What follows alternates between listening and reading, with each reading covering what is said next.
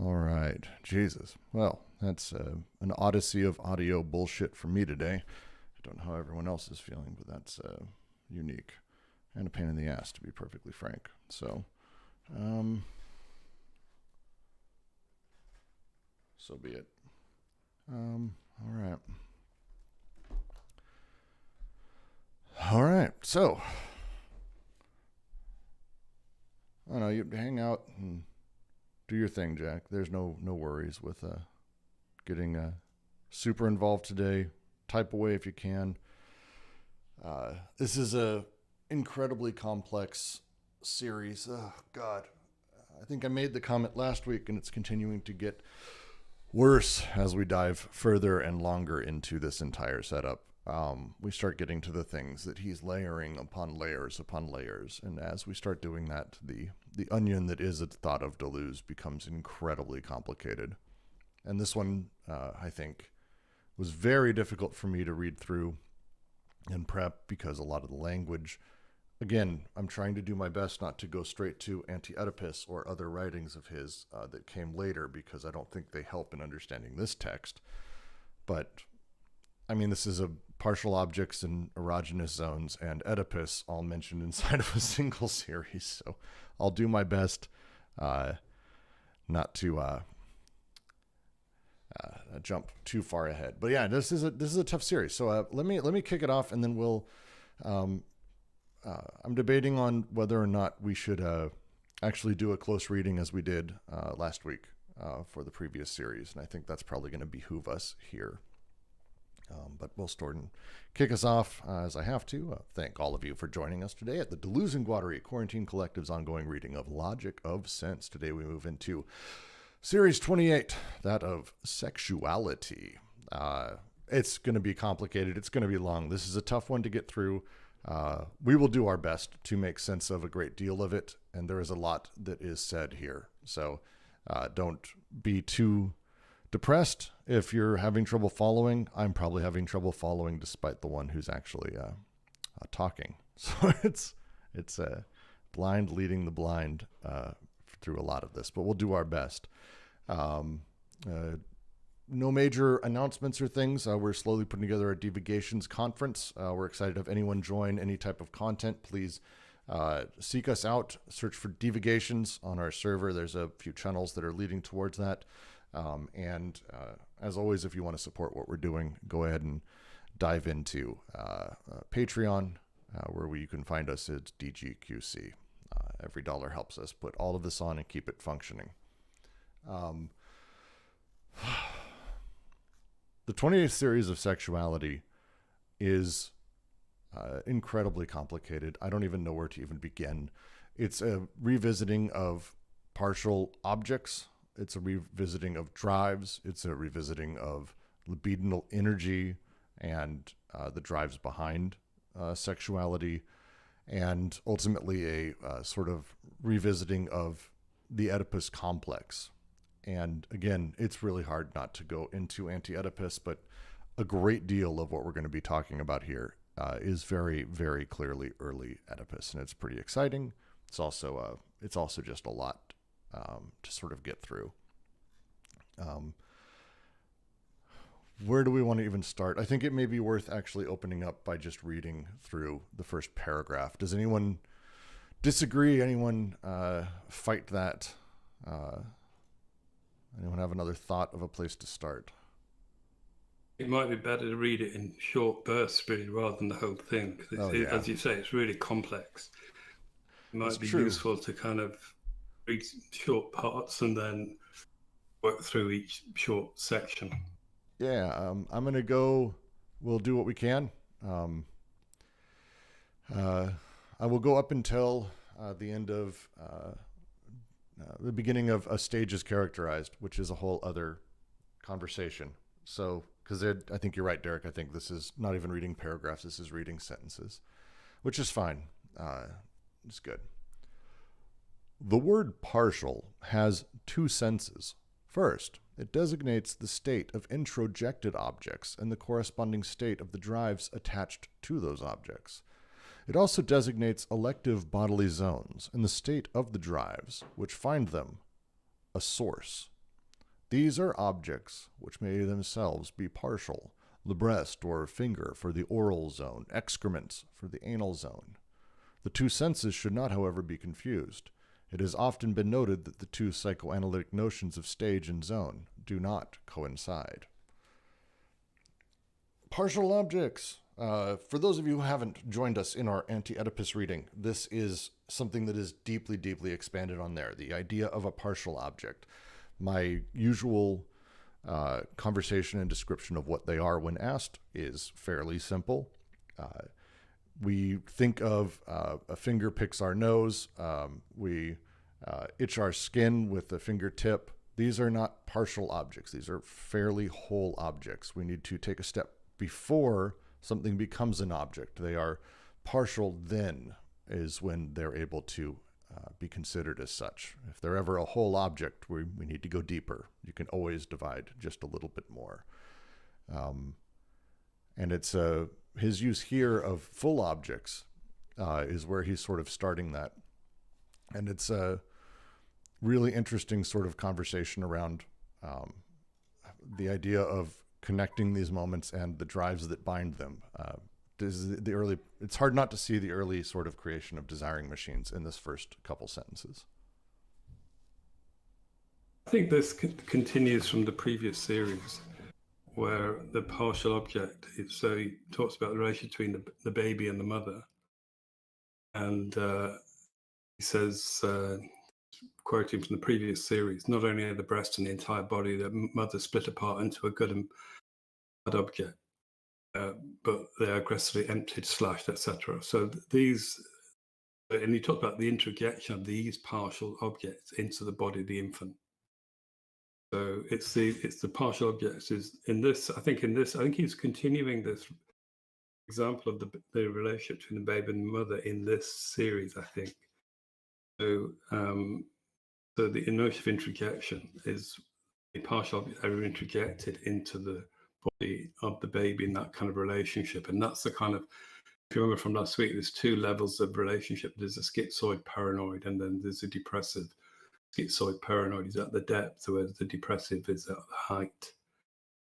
I think one of the things to note from this, that first section you give Fred Brooks, is that the word partial has two senses, and he talks about the word partial designates. So that's a kind of propositional structure we've already spoken about. So the notion, this is in a sense the word partial.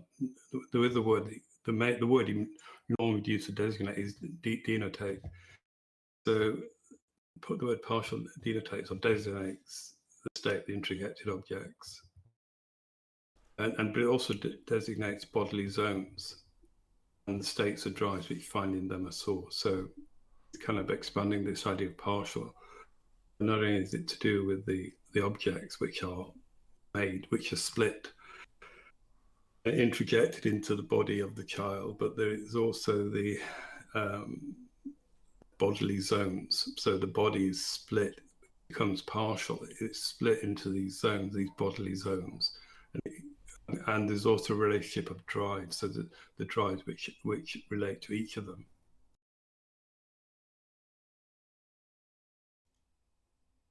Yes.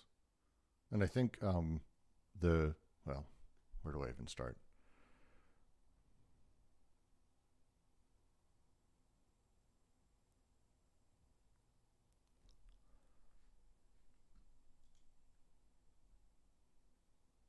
So we have essentially on one side, what we end up having is we set up ourselves to have this state of introjected objects, the first sort of partial, the first meaning of partial.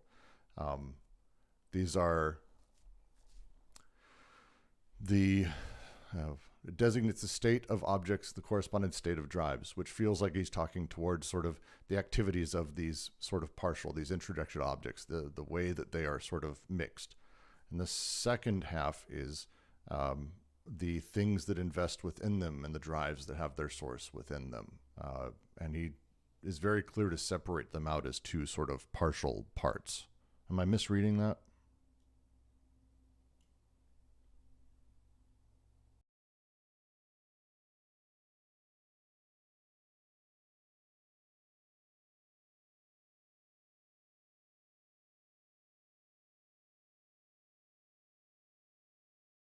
Or am I reading it great? Or is it just a lot to sort of consume right there? Yeah, I just think he's expanding the idea of partial, because initially in the previous series it has that relationship to the body of the child and its relationship to the mother. This introjection of the bits of the body of the mother, the body, or the body is split, but the mother is split into parts and then projected into the body of the child, and then they're projected back into the mother, if I remember that correctly. The thing, I think, again, it's this construction of the ego, id, and superego, or I'm not sure that's the right order, but I think that's what's also underlying that from the previous section.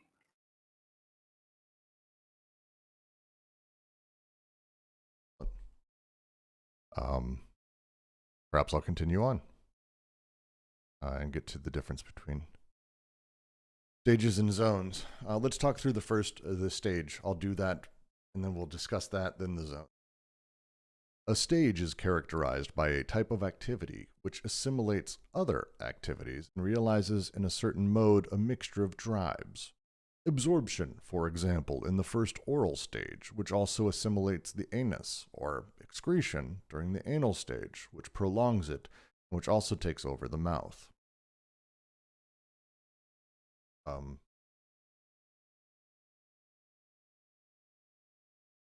Christ, I don't even understand. He's talking about the different stages of development that are in psychoanalytic theory, I think. He's trying to define the two parts of the partial object along those lines. The stages of the different parts of development, as it sounds to me. Characterized by an activity which assimilates other activities and realizes in a certain mode drives.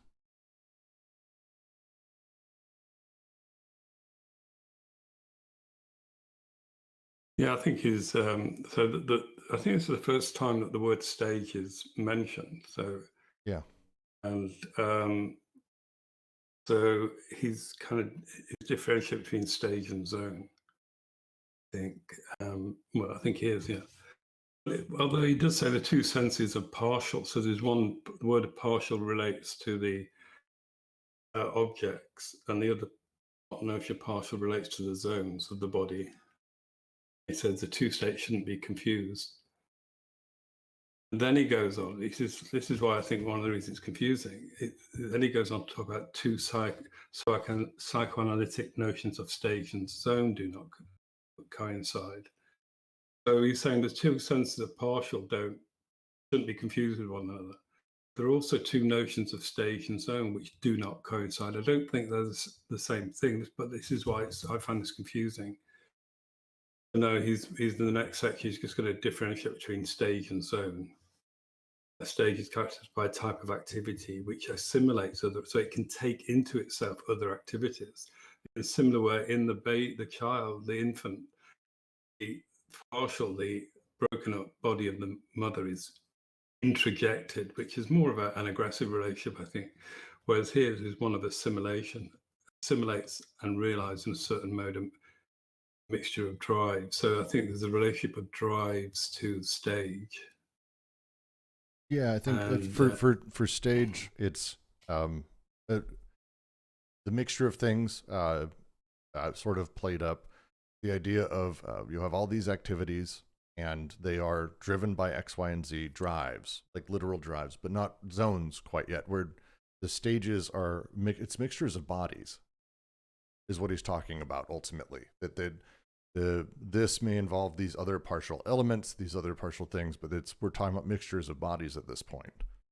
Absorption, for example, in the first oral stage assimilates the anus or excretion during the anal stage, which prolongs it, but also takes over the mouth. These stages utilize, and it's the way he phrases it in the first one, the state of introjected objects and the corresponding state of the drives attached to these objects. This is states of affairs. This is playing almost purely within bodies, the stages of things. I mean, I'm reading stage here, if I had to guess. I mean, I think it's to do with stage of development. So he's talking about the anal stage and The oral mirror stage. stage, any stage. Yeah, so the stages of development of the child, and then he says characterized by a type of activity which assimilates other activities, and realized in a certain mode a mixture of drives. And he gives an example: absorption in the first oral stage, which assimilates the anus, or excretion during the anal stage prolongs it. Yeah, it's Pretzel saying there. It's the oral, anal, and genital stages. He's probably talking specifically about those. I don't think dove into Lacan at this point.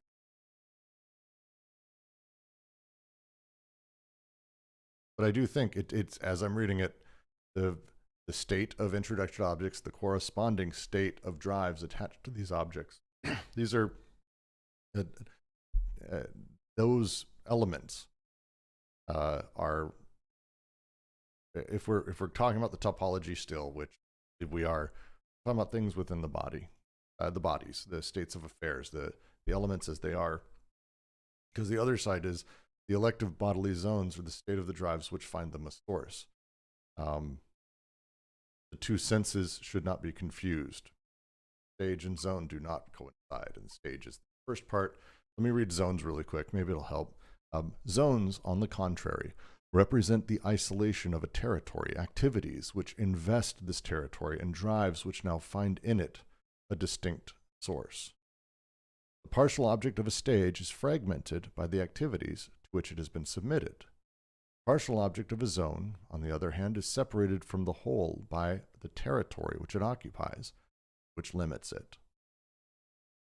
We have this topology that's putting the first sort of element is the types of activities that assimilate other activities. They're ultimately about mixtures of drives. It's a realization of those mixtures. The other part is the isolation of those territories, like wholly isolated almost in a vacuum. And then the activities that invest them and the drives that have their source in them. This breaking apart of essentially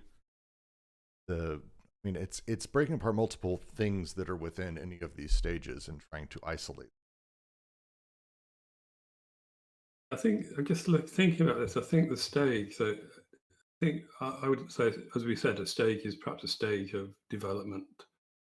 Zones are places, I think, as you said, the topology, the locations, I would say, and I think thinking about what's said later, they relate to locations on the body. If you're going back, let me just think. A stage is characterized by, just going back to definition of stage. Mm-hmm. So he said, well, right. So there is, I think there's an interrelationship between both. So there is this notion of drives that are in both of them.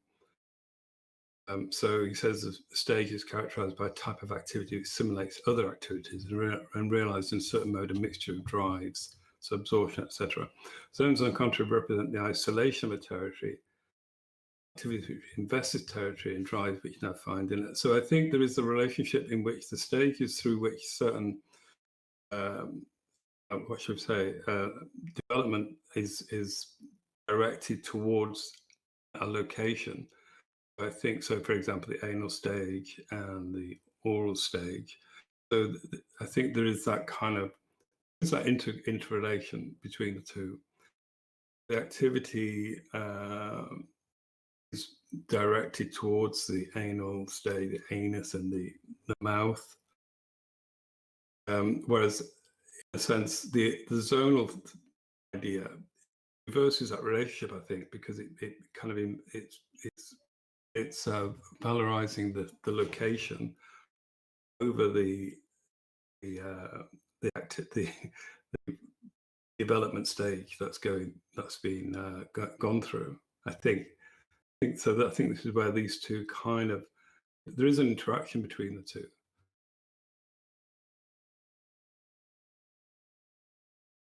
Doesn't one suggest the other? As if there's a zone, then it's also referring to a stage of that development. Well, I think if you, and earlier he says that the psychoanalytic notions of stage and zone do not coincide. Oh, they don't coincide. Okay. So he said that earlier. So it's an earlier sentence, but before he starts analyzing these two things, he said they do not coincide. Right. So they don't. But there must be. I think there is a relationship between. Just as a little correction there, because the way he sets up is he talks about the two senses and says they shouldn't be confused. It has been noted that the two psychoanalytic notions of stage and zone do not coincide. I'm not sure he's necessarily holding that as fully affirmative. He's saying it's been noted that the two notions of stage and zone don't coincide. He's then divides them up a bit. It does feel like they're, Jack's words, it feels to me like they are codependent in that there is, on the one hand, you have the stage that does its thing. There's a whole bunch of activities, and the stage goes, oh, well, here's the activity that assimilates those and realizes the mode of existence that is this mixture of tribes. And then on the other hand, you have zones, which are the isolation of the territory that those elements sort of act upon, that we get to say that are sort of a quasi-cause. Not to jump ahead a little bit, but that has the feeling of it to me, but that one jumps sort of not maybe abruptly against each other, but they are dependent on the other existence. Sure. To read what Jack's writing, I think he's saying the two notions can't be conflated. It looks like stage is first bit about state of drives and assimilation, whereas zones are about territory and cathexis.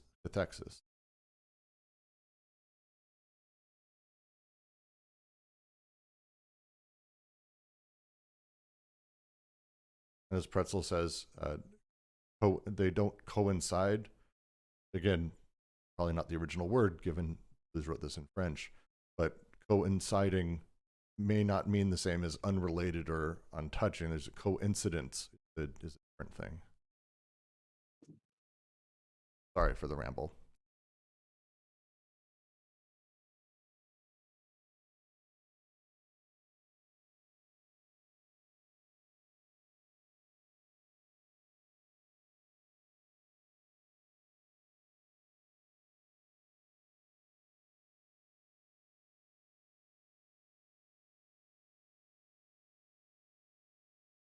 So the next sentence, the partial object of a stage is fragmented by the activities to which it has been submitted. Partial object of a zone, on the other hand, is separated from the whole by a territory which it occupies, which limits it. The anal stage, for example, is limited to the zone that encompasses it. But the stage of the anal stage ultimately is fragmented by the activities to which it has been submitted. Again, there's a quasi-cause element to this, that it's been submitted to the thing that's causing it, ultimately, which sounds weird to me. Maybe I'm misreading.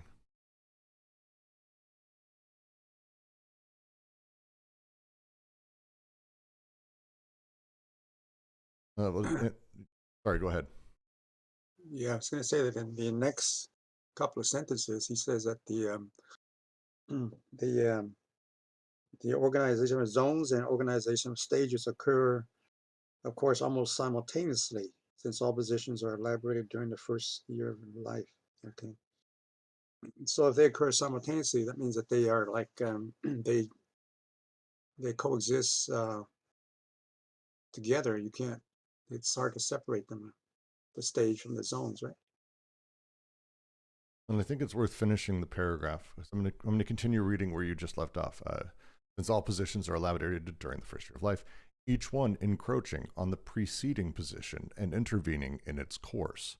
But the essential difference is that zones are facts of the surface, and that their organization implies the constitution, the discovery, and the investment of a third dimension which is no longer depth or height.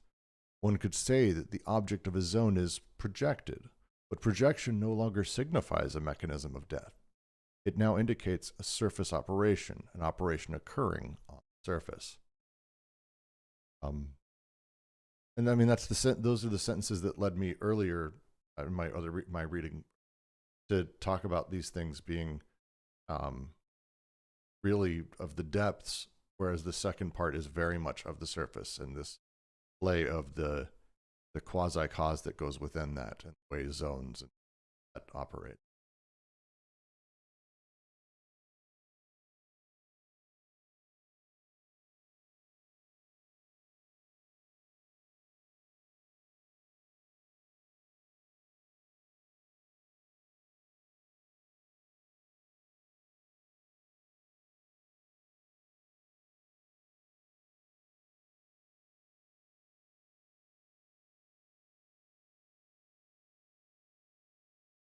I'll leave it open for a moment for thoughts. I'm not sure what more you can say about this, though, than that basically his, what I imagine that this is very much focused on psychoanalytic theory, this notion of stages and zones. And he's bringing in this kind of more stoic kind of ideas of depth and previously height and now surface. I think there's also this other idea, which I think someone mentioned, this notion of a kind of a territory, this notion of the kind of regional thing, and which is also part of what the narrative that Deleuze has been developing. And it seems that the main takeaway, I don't know, I mean, there might be more than this, but the main takeaway is to differentiate between a stage and a zone. Say that the zone is what's active at the surface. It says the essential difference that zones are facts of the surface. Organization implies the constitution, discovery, and investment of the third dimension. The third dimension is third. It's first is the depth, the second is the height. The third one, he said, sorry, which is no longer either depth or height. You could say the object of a zone is projected. Again, this notion of introjection, projection is what the relationship between the mother, the introjection, the partial object is introjected into the body of the child, but the child projects that back into the mother. That's when the partial object becomes like a bad object. So one could say the object of a zone is projected, but projected no longer signifies mechanism of depth. It indicates a surface operation occurring on the surface. So I think here he's developing this notion of projection at the surface through this notion of zones. I think this is what the focus is on, I would say, in the next one, or at least next paragraph, at least. I'd agree. I think it's intended to be a critique of the idea of the zones and all of that sort of being subsumed underneath the idea of stages, which I think is more common to traditional psychoanalytic theory. He's referenced Klein a few times here, and he will go on to reference Klein in a lot more works. But the idea of these stages being essentially, I don't know how to put it, real. I don't know how else to put it. That they are bodies, that they are the reality of things and everything, that they're descriptive. And I think a lot of his setup here as he's pushing towards saying, no, 1 second, the zones, the object of the zone is projected. There's a surface element here. And if we go back through the last, 27 series, it's the same sort of breakdown that he's making, where elements are not hyper prescriptive. These elements are not just the way that things are, that we need to talk about how the genesis of these elements, the ontological and logical genesis of these things comes to be, and perhaps these elements aren't baked into us. Sort of actualities. And I think again, we need to understand what's the implication of this. What does it mean? I think for me, I think what this means is that, so previously the depth was the schizoid, paranoid depth, and then the height was the depressive height. So this is neither of them. So one is, first one is very kind of antagonistic. Second one is kind of very accepting, shall we say.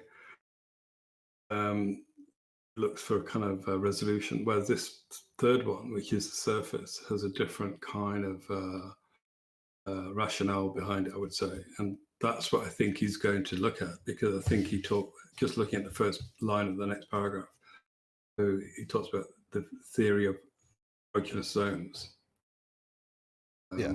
So this is where I think he's now, and it's entering into the field, the field of sexuality. I think this is the focus. Yep, I feel like I'd just read the entire paragraph, actually.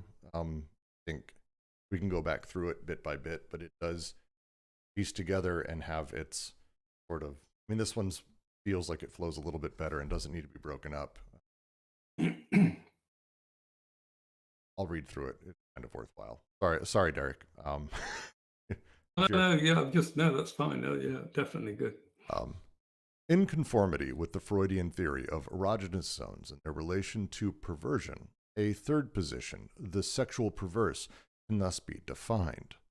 Its autonomy is based on the dimension which is proper to it. Sexual perversion is distinct from the depressive ascent or conversion and from the schizophrenic subversion. The erogenous zones are cut up on the surface of the body around orifices marked by the presence of mucous membranes. When people note that internal organs are also able to become erogenous zones, it appears that this is conditional upon the spontaneous topology of the body.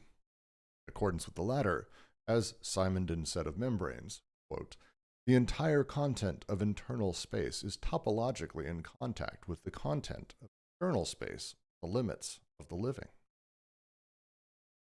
It does not even suffice to say that the erogenous zones are cut up on the surface, since the surface does not pre-exist them. In fact, each zone is the dynamic formation of a surface space around a singularity constituted by the orifice. It is able to be prolonged in all directions up to the vicinity of another zone, depending on another singularity. Our sexual body is initially a harlequin's cloak. Each erogenous zone is inseparable from one or several singular points, from a serial development articulated around the singularity, and from a drive investing this territory. It is inseparable from a partial object projected onto the territory as an object of satisfaction, from an observer or an ego bound to the territory and experiencing satisfaction, and from a mode of joining up with other zones. The entire surface is the product of this connection, and, as we will see, this poses specific problems, precisely because the entire surface does not pre-exist. Sexuality in its first, pregenital aspect, must be defined as a veritable production of partial surfaces. The autoeroticism which corresponds to it must be characterized by the object of satisfaction projected onto the surface by the little narcissistic ego which contemplates it and indulges in it.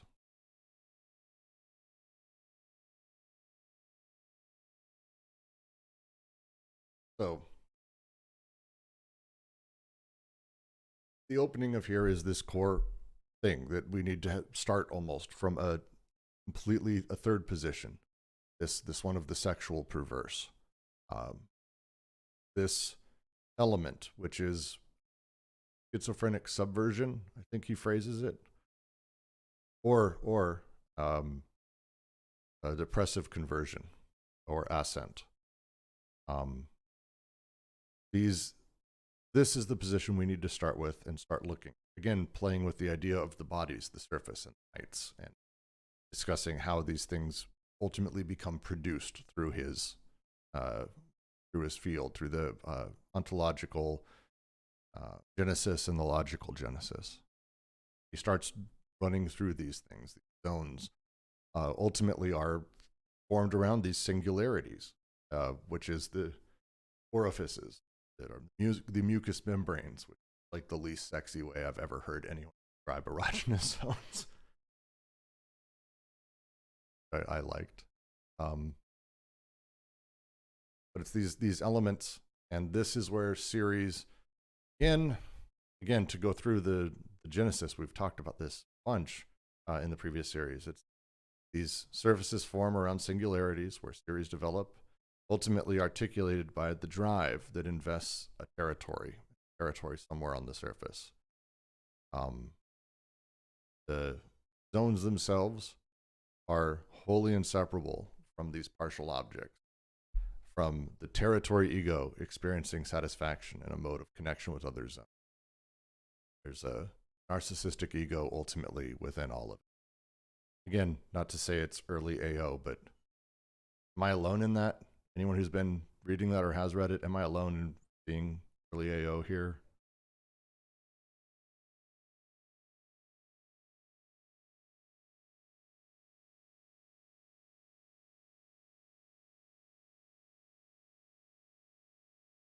Pretzel says, in that last reading, it seems he is situating this in the sexual act of coitus. But I didn't read this as being a part of coitus. Perhaps it is. Give me a minute to think through that. If anyone has thoughts, please. I agree. It's not. It's more he talks about zones, erogenous zones, and I think it's not. And also, he's talking about the genital stage. I think a bit in a similar way to the previous series when he talks about the voice as prior to language. In this series, we've got this notion, the pre-genital, and again, I think it's still talking about the infant. I would say the infant's relationship to the body. But he's focused on the zone, the kind of territorial structure of the body that's split at singular points. It has this notion of series that we've seen previously, where how the series interact around the points of singularity, the points of change.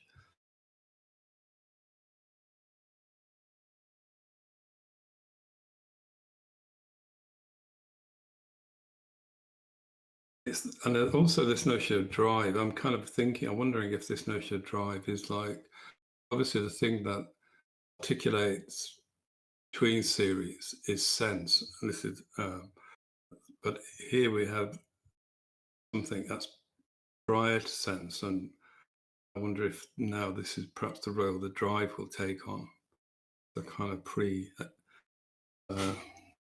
nonsensical aspect. But I don't know. It does feel like it's libidinal or noumenal energies, like when we start talking about that, the things that exist pre-sense, like it's an energy that is doing something before sense does anything. So yeah, it's a first time he's mentioned anything like that.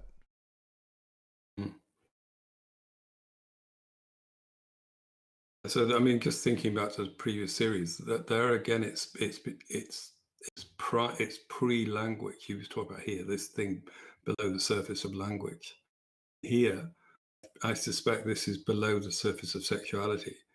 It's this kind of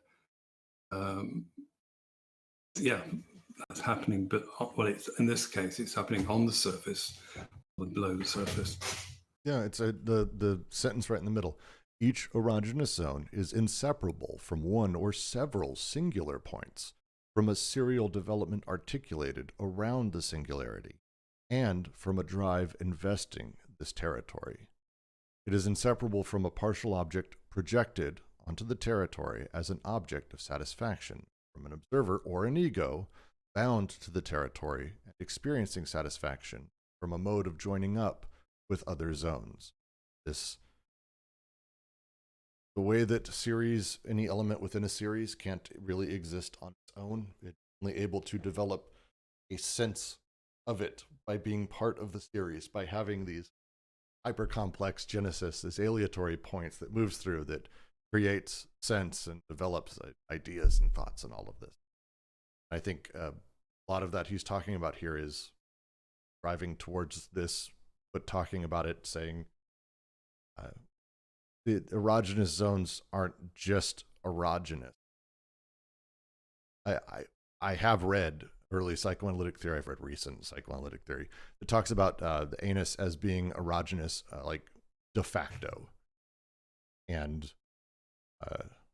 this feels like a push against that. Does this correspond to the Freud's idea of the polymorphous perverse?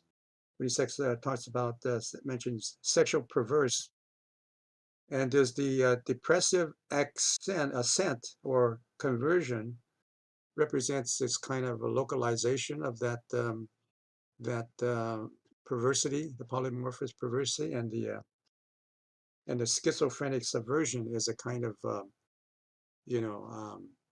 the opposite of that, opposite of this localization of that sensuality. It feels like that. I mean, so for those unaware, the polymorphous perverse specifically is the idea that some people are born broken with drives and erogenous zones that are abnormal.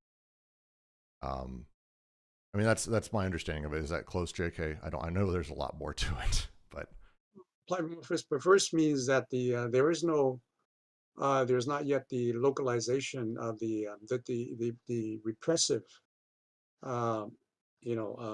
force that comes into play yet, and it's the infant his whole body is experiencing this sexual feeling, and then with the with the projection, I guess the projection represents the idea that the infant has to be forced to repress itself and try to localize that sexual energy into certain areas of the orifices, sexually normative one. I mean, socially normative. Right. Ways. It's, if you've ever been around a 1, 2, or 3-year-old, yeah. They're very much not necessarily into what we are, and we're trained over time. And that's Freud's theory. I also do think there is some, from what I remember, and Ken can jump in, but it does feel like there's a judgmental or predictive element to it. Not super excited about myself, but yeah, no, it feels like it's a comment towards that. I think one of the keys to this, though, is that he says he talks about the entire surface is a product of this connection, and he says this, as we will see, this poses specific problems. So he's kind of laying out some problems which are then going to be discussed in the following paragraphs. He says the problem, I think he says, is because the entire surface does not pre-exist. So it's not there. It's not there in this kind of erogenous zonal kind of structure. It doesn't pre-exist. It's produced. So, and he says sexuality in its first pregenital aspect must be defined as a veritable production of partial surfaces. But it doesn't come preformed. It's produced, and this is, I think he says, this is the problem.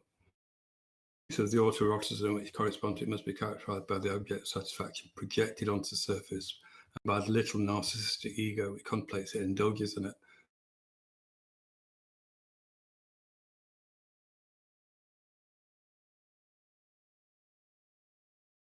It's in this process, this is the production of the object and the ego that's, as he's saying, contemplating it. This is the part of the production, the erogenous zones. In fact, looking ahead to the next paragraph, he says, how does this production come about?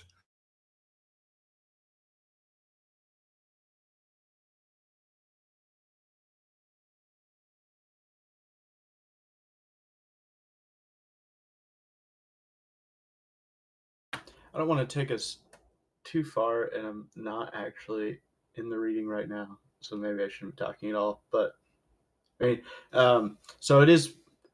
So maybe it can be produced and preformed, insofar as what my erogenous zones are going to be are already floating around in like dominant status quo discourse, right?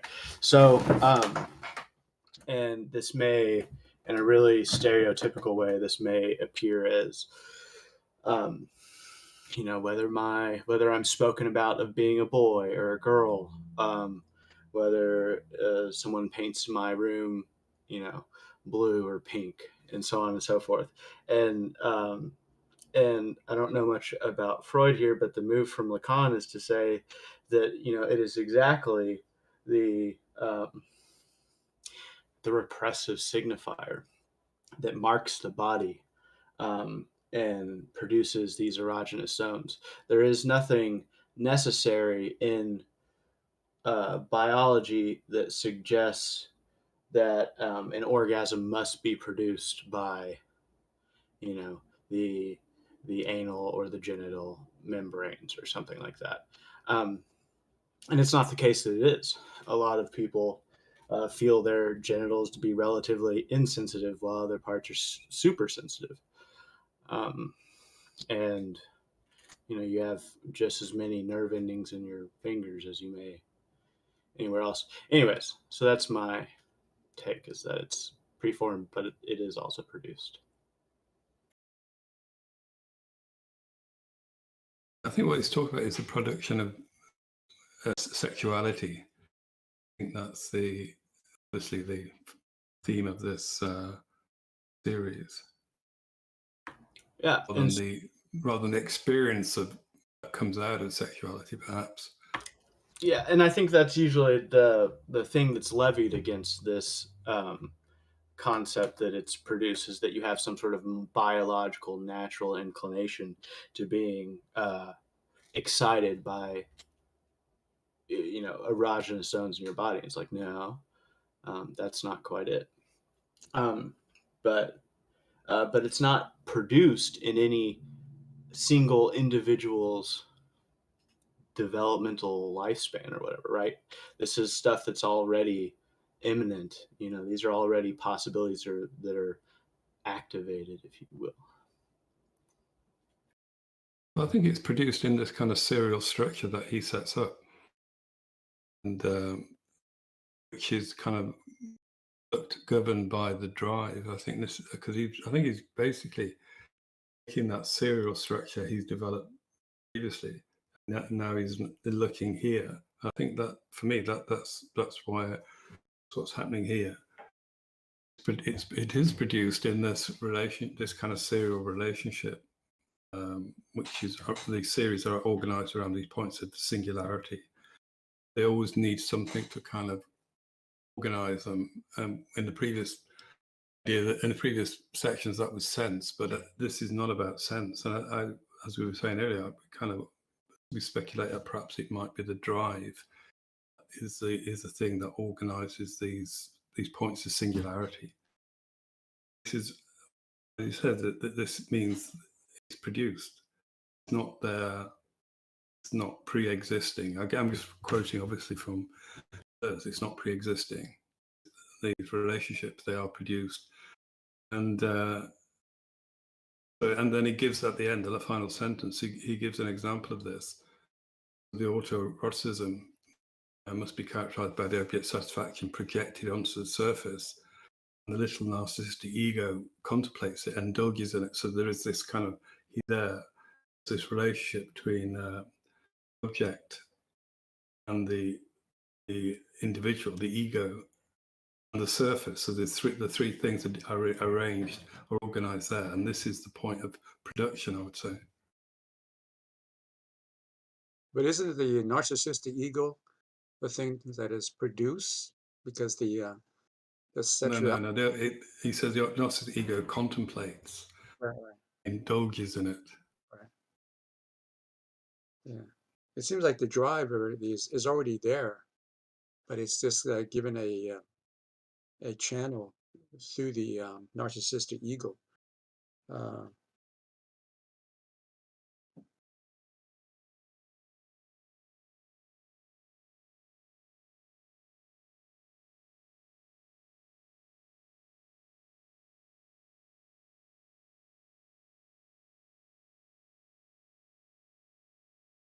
So it's really hard to articulate how that happens. So, you start out, I guess the idea is you start out as one erogenized surface, right? Your whole body is sort of like an erogenous zone in a way, and really extremely excitable. And but this is sort of chaotic, and it can be felt as invasive and whatnot. And so then the move is to make an image of the body. The mirror stage, the formation of the narcissistic ego, isn't, um, you know, it isn't made by. It can be, but the idea is not that you see a literal image of yourself in the mirror, and then you're like, oh, that's my body. It looks like it's contained. Um, you can just form an image of it, or it can be formed for you, and how you are seen by others, right? And so, however, um, caretakers or people that you have a relationship with see you, that informs your image of yourself. The problem is with this formation of language makes a gap, or there's something that is irreducible, that was not captured um, by the image that you formed, um, and it's like a point of nonsense. And so this is the stain in the image that thwarts a some sort of perfect, harmonious, narcissistic identity where I can be whatever I experience as a desiring machine or whatever. The intensities in my body can't be totally attributed to this image. There's a stain in it. And then language tries to compensate for this, but language also can't quite do it. And then that's whenever we're talking about the real. But the thing about the real is that it's not, some real outside with a capital O that holds truth in like positive transcendental knowledge or something like that. No, it's the real is inseparable from language, and that's what makes language unclosable. Like there is no binary signifier that can close the set of signification or a series in language. Language is open, and it's non-all. And how this looks is that I may end up saying and doing more and less than what I intend on saying and doing. And this is the dimension of desire and the drives and whatnot. But yeah, so the points of nonsense in language are created by the introduction of language, because it can't totally account for the intensities. And this is the cause for compulsive repetition.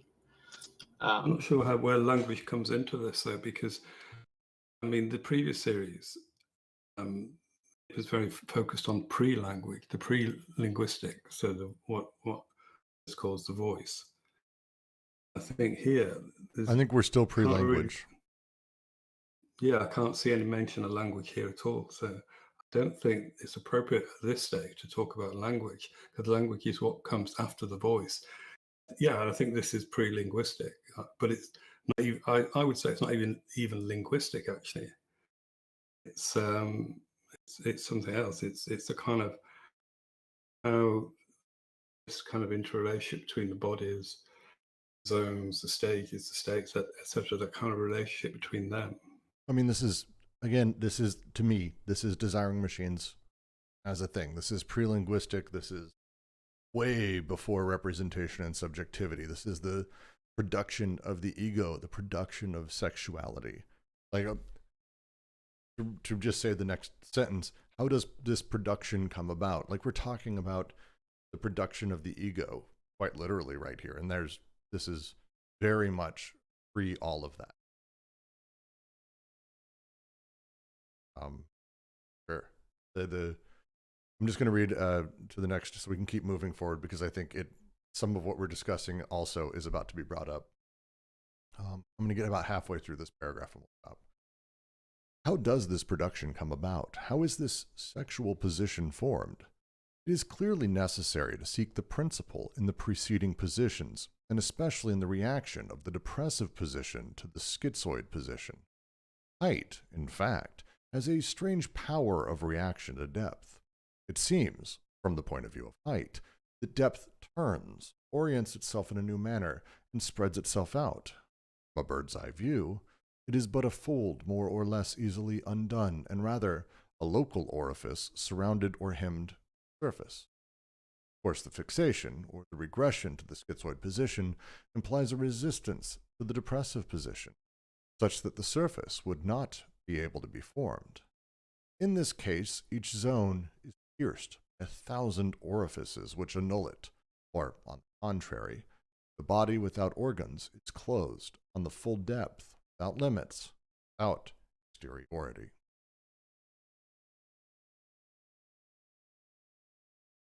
To me, this is production of the ego, is how I'm reading. Am I wrong to be talking about that at this point? Or production of the sexuality, the sexual position that the ego is taking up, that is indulging in? No, I don't think. I think those terms, I don't think they are appropriate because he uses them. He's referring back to the previous series, isn't he? So he says the notion of the schizoid position, the height. But he says it's clearly necessary to seek the principle in the preceding positions. So I would refer that back to series 27. And especially in the reaction of the depressive position to the schizoid position. In fact, has a strange power reaction to depth. So he's looking at the relation. He's as you say, how does this production take place? And he's thinking about the relationship between the schizoid depth and the depressive height. Because the height, in fact, is a strange power of reaction to depth. And he says, from the point it turns, orients in a new manner, and spreads itself out from a bird's eye view. So it's a very much a kind of, he talks about this bird's eye view, and now thinking about it, this slightly puzzled by the reference to Nietzsche later in this paragraph, who's looking down from a height of 6,000 feet. Suddenly, perhaps that becomes clearer from that. Let me finish the paragraph because I think, it's pretty necessary. Moreover, the depressive position does not itself constitute a surface. Rather, it hurls into the orifice anyone who might be careless enough to venture there, as in the case of Nietzsche, who discovered the surface from a height of 6,000 feet only to be engulfed by the subsisting orifice. Apparently manic depressive episodes preceding the onset of Nietzsche's madness. The fact is, though, that height renders possible a constitution of partial surfaces, like many-colored fields unfolding beneath the wings of an airplane. As for the superego, despite all its cruelty, it is not without kindness with respect to the sexual organization of superficial zones, to the extent that it can assume the libidinal drives are there separated from the destructive drives, the depths. Oof. What is that 6,000 feet line? There's got to be something clever there, right? And it must relate to something actual.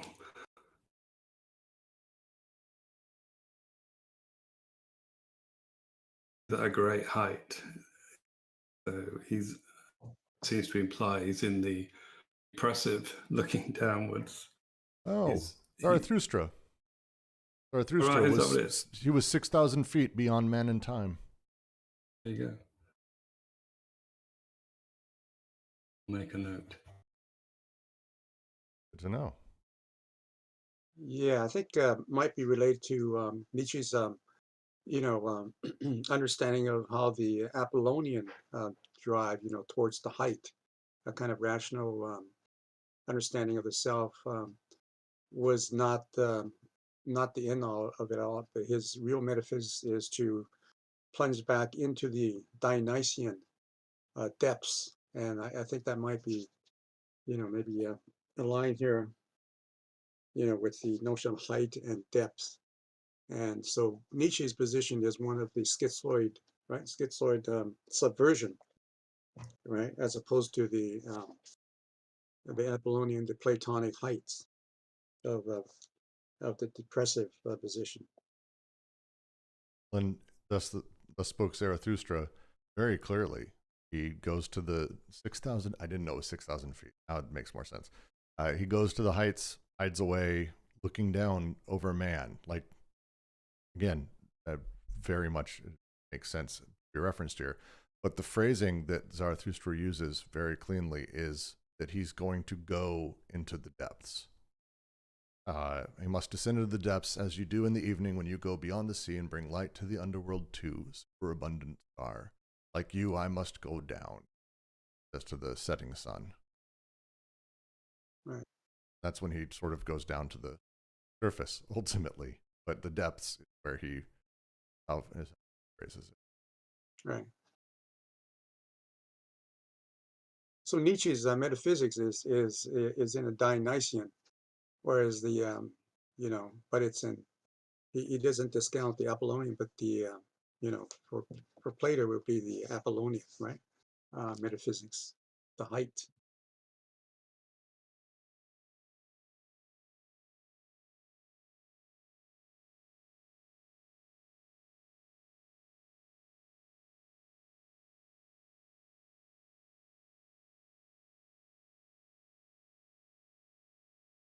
And it's the phrasing of how the depths are spread out. I really like the visual of the land seen from a plane, the patchwork of land.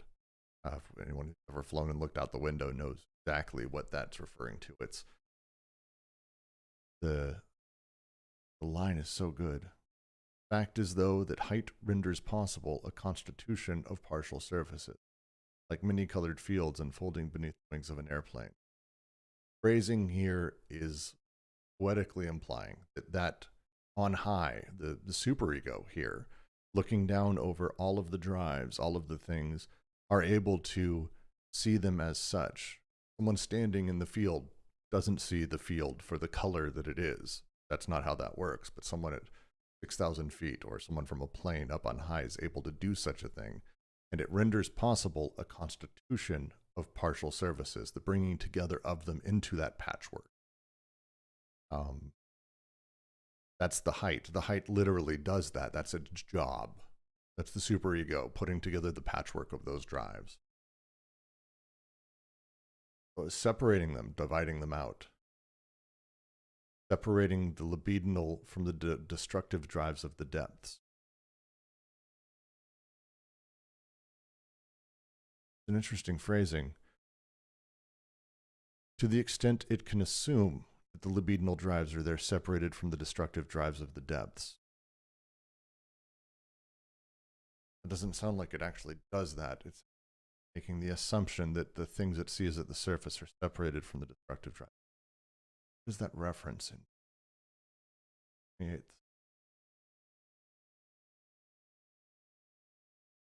anyone has thoughts, I'm looking.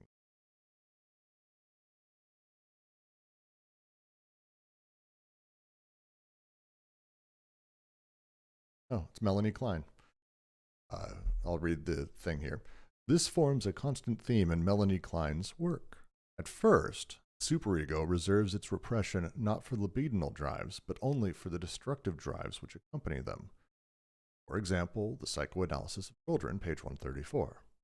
It is for this reason that anxiety and guilt do not find their origin in libidinal drives, and incestuous ones, but in destructive drives and their repression. Quote, not only would it be the incestuous trends which give rise in the first instance to a sense of guilt, but horror of incest itself would ultimately be derived from the destructive impulses which are bound up permanently the child's earliest incestuous desires.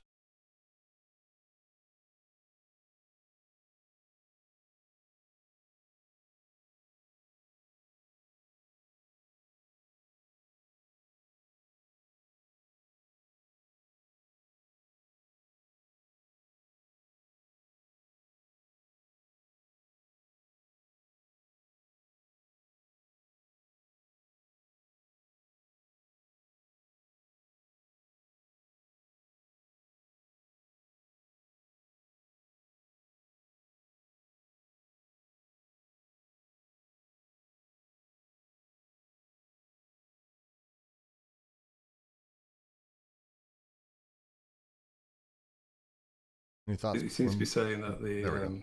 Sorry, Derek. I'm just trying to, he seems to be saying that the formation of, so he's asking about sexuality. How is this, so at the beginning of this paragraph, how is sexual position formed? He seems to be suggesting it's a product of the height. So the depressive, so the thing that looks back and tries to kind of form a whole, drive that tries to form a whole from the child. The libido drive this, and it's at the surface that's separated from the destructive drives, and it's through that as you're saying, the libidinal drives are separated from the destructive drives of the depth.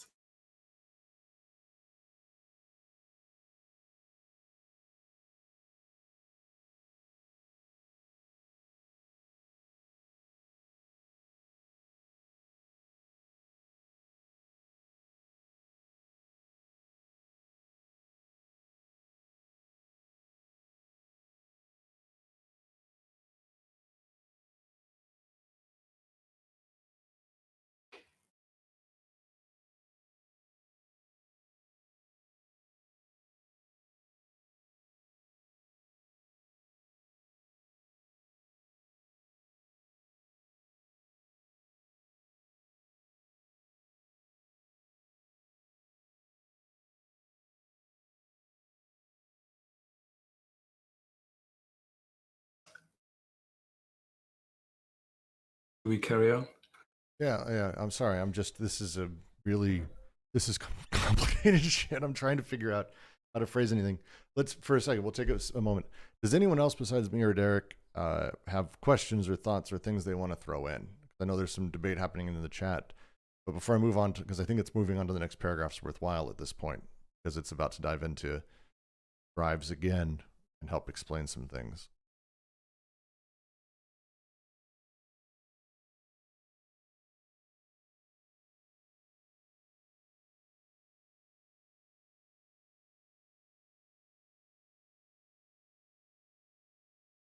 All right, I'm going to assume that that's cool then.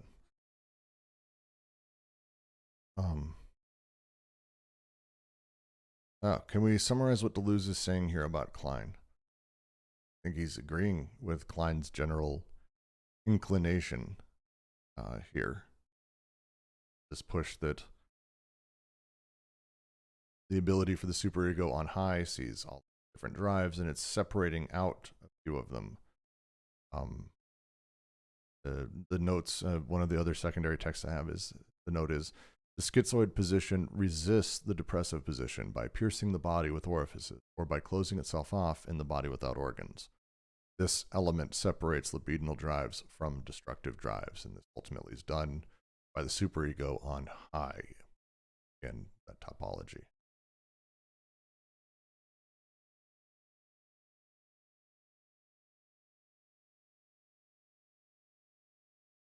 That makes sense, Pretzel. Sorry. Superego is not language. Yes, it is. I mean, not in this. Oh, okay. Never mind. Like, not in logic of sense, and or in AO, I would argue. Superego doesn't really make sense in both. But for here, like the superego is seeing things from on high, but it's not where language comes from. Language comes from surface, so it's like involved in production, but it isn't language itself. Yeah, I definitely don't think language comes from the superego, but the way, I don't know, my interpretation is that the effects of what we label superego are the product of the signifier.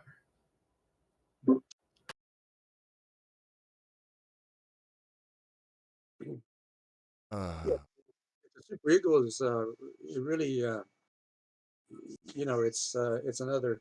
It's defined as the socius or as the social order. One more time, JK.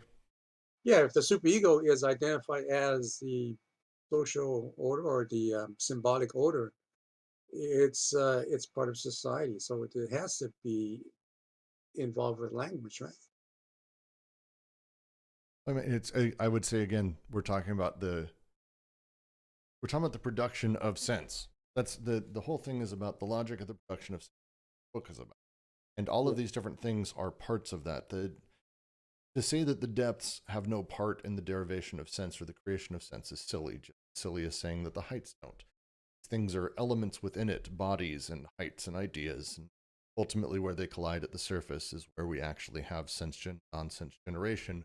But only with that are we able to have language. Like this is, so yes, all of these things are involved in it, but they're not in the same way that, and I may be over assuming what you're saying, Ken, but like language comes from the superego in more traditional psychoanalytic thinking. Am I wrong, Ken? That's what you're saying, more or less? I was focusing on Jack. You said that. Were you fucking with Jack? Is that what you're saying? Yeah. Okay. I didn't. I thought you were fucking with me, and I was like, I don't. Okay. No, I wasn't. Wait, I wasn't really fucking with anyone. Oh no, you are. You are. It's fun. Yeah. Well, I don't know if I can help myself not fucking, right? In traditional psychoanalytic circles, I would say Freudian and object relations. Remember, they are part of the IPA. The superego is a product of the paternal authority that introduces prohibition, and really language and the notion of a symbolic order, or a collectivist notion of language doesn't enter into it at all. It's very individualistic. It's very like transcendent parental order thing where like mommy and daddy are a reflection of everything. Lacan gets kicked out of the IPA for introducing the big other as the symbolic order in the register of language. Right.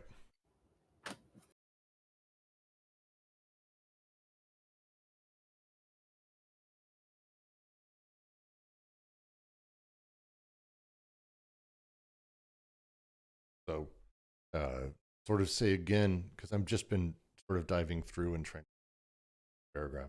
At the very end there, I think how I'm interpreting it is that superego recognizes how the drives separated, how they're moving along sort of the depths where they're at, separating them out. And as such, that organization becomes this, the sexual organization.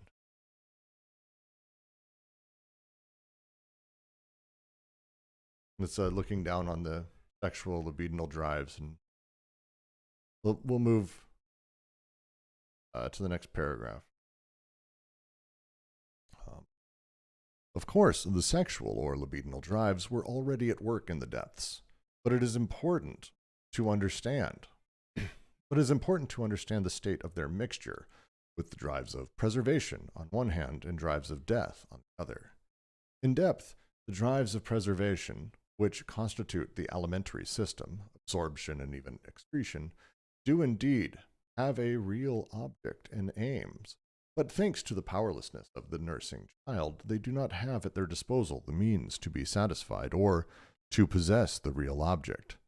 This is why the so-called sexual drives are fashioned very much after the drives of conservation, being born together with them and substituting introjected and projected partial objects for objects that are out of reach. A strict complementarity exists between sexual drives and simulacra. Destruction, then, does not designate a certain character of the relation to the formed real object. It qualifies, rather, the entire mode of the formation of the internal partial object, pieces, and the entire relation to it, since the same thing is destroyed and destroyer, and serves to destroy the ego as much as the other, to the point that destroying being destroyed covers all internal sensibility. In this sense, all three drives merge together in depth under such conditions that preservation provides the drive, sexuality provides the substitutive object, and destruction provides the whole reversible relation. but precisely because preservation is, at its foundation, threatened by this system in which it has become involved, wherein to eat becomes to be eaten, we see the whole system being displaced. Death is recovered as a drive inside the body without organs, at the same time that this dead body is eternally conserved and nourished while it is sexually born of itself. The world of oral, anal, urethral depth is the world of a revolving mixture which can truly be called bottomless, as it bears witness to perpetual subversion.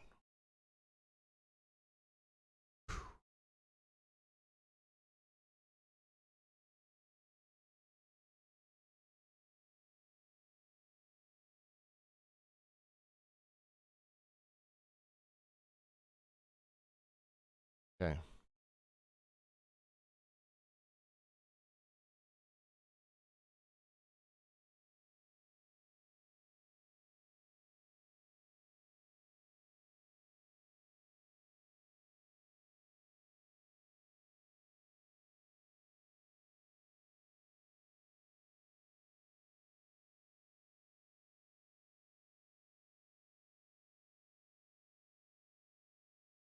Does anyone have a place to start? Sorry, there you go. Looking at the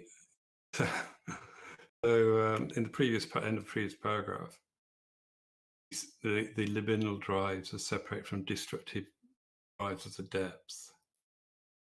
But then he's now entering in this paragraph. He deals in the relationship between the drives in the depth. So he says the sexual libidinal drives are already at work in the depth. So the previous one they brought to at the surface. So it's just this one is looking at the relation in the depth. And it's that phrasing. It's that phrasing is really interesting. Thank you for pointing that out, because it's where I'm. So the phrasing on one side, the previous paragraph, it says the superego sits on top, looks down on these zones to the extent it can assume the drives are separated from destructive drives. Then he says, of course, they're already at work, but it's important to understand their mixture. Drives of one hand, blah, blah, blah. In depth, the drives of preservation, which constitute one, do indeed have real objects and names, but thanks to the powerlessness, they do not have their means to be satisfied. So is he saying that they actually mix together more than we'd like, and maybe we can't assume? Like, it's just a weird phrasing as he goes through that. Sorry, please continue. Yeah. So, I mean, he's not focusing back on the depth, the relationship between the drives in the depth. And he said to understand the state of their mixture. So he separates out drives of preservation, one hand, and the drives of death. So these are two drives, which are now allocated towards the depth, in depth. He says, in depth, the drive of preservation. So these two would seem to be opposite, completely opposite. One preserves, and one is to do with death. And then the drive here is associated with the alimentary system, which I would say perhaps is a zonal thing, the kind of alimentary zone, the anal zone, but perhaps. I'm not sure, because they didn't actually use that word, so I'm just perhaps making that up. In depth, the drive of preservation constitutes the alimentary.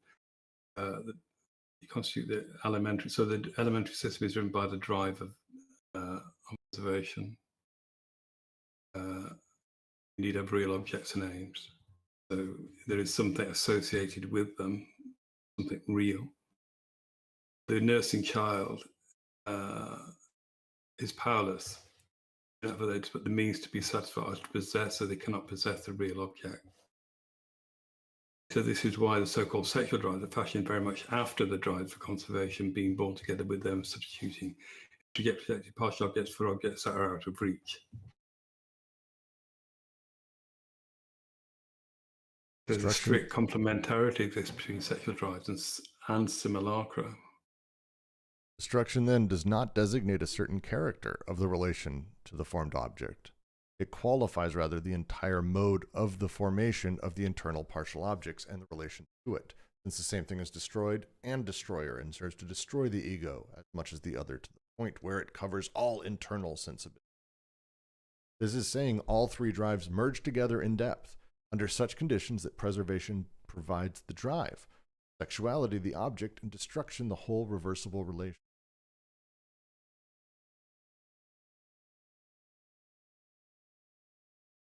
This is a critique of the ending of that he ended with. Am I wrong?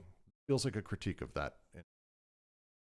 I don't think so. I don't think it's a critique. I think it's a development. I mean, he's looking at this notion of production, how is sexual positions formed, and I think he wasn't very explicit in saying they're produced at the surface previously. I think there was a sense of uncertainty within that. That's what I kind of read into it, because I think he's now looking. He said to the extent, at the end of the previous paragraph, to the extent that it can assume that the without kindness, so the superego is not without kindness. Extent it can assume that the libidinal drives are there separate from the destructive drives of depth. So it's assuming something. As he looks in now, I think in the actual structure, I would say perhaps it is a critique in that sense. Then, yeah. It just feels like it's that line that really tough to take some of this writing, but it's the line ending the previous paragraph. The superego is not without kindness with respect to sexual organization, superficial zones, to the extent it can assume that the libidinal drives are there separated from destructive drives of the. That's looking down on the surface. All these drives. Oh no, actually no, they're mixed, and they're actually all playing together, sort of to make these things happen. I mean, we're talking about really. I think sorry, go ahead.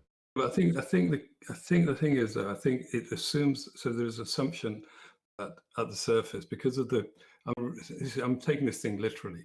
So he says the superego has this kindness, so it assumes that the libidinal drives at the surface do not separate from destructive drives of the depth.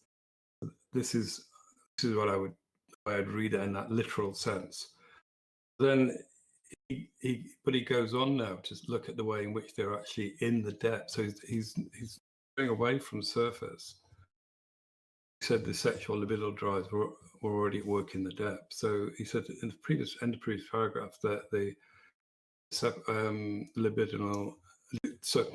libidinal drives are separate from destructive dark drives of the depth, but are actually at work in the depth. So this is why I'm reading this next paragraph. Well, I think my feeling, just thinking about this a little bit, I think in a sense, what might happen is that this structure of relationship will be reconnected to the surface. Because basically, I think what's being said at the end of the previous paragraph is that the libidinal sexual drives are free from a destructive drive of the depth. Yes. Are free from a destructive drive? I wonder if that's the case.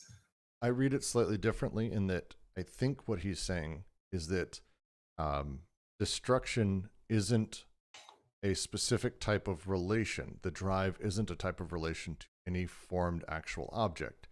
Instead, it is a qualifier in the production of the internal partial objects and the relation to it.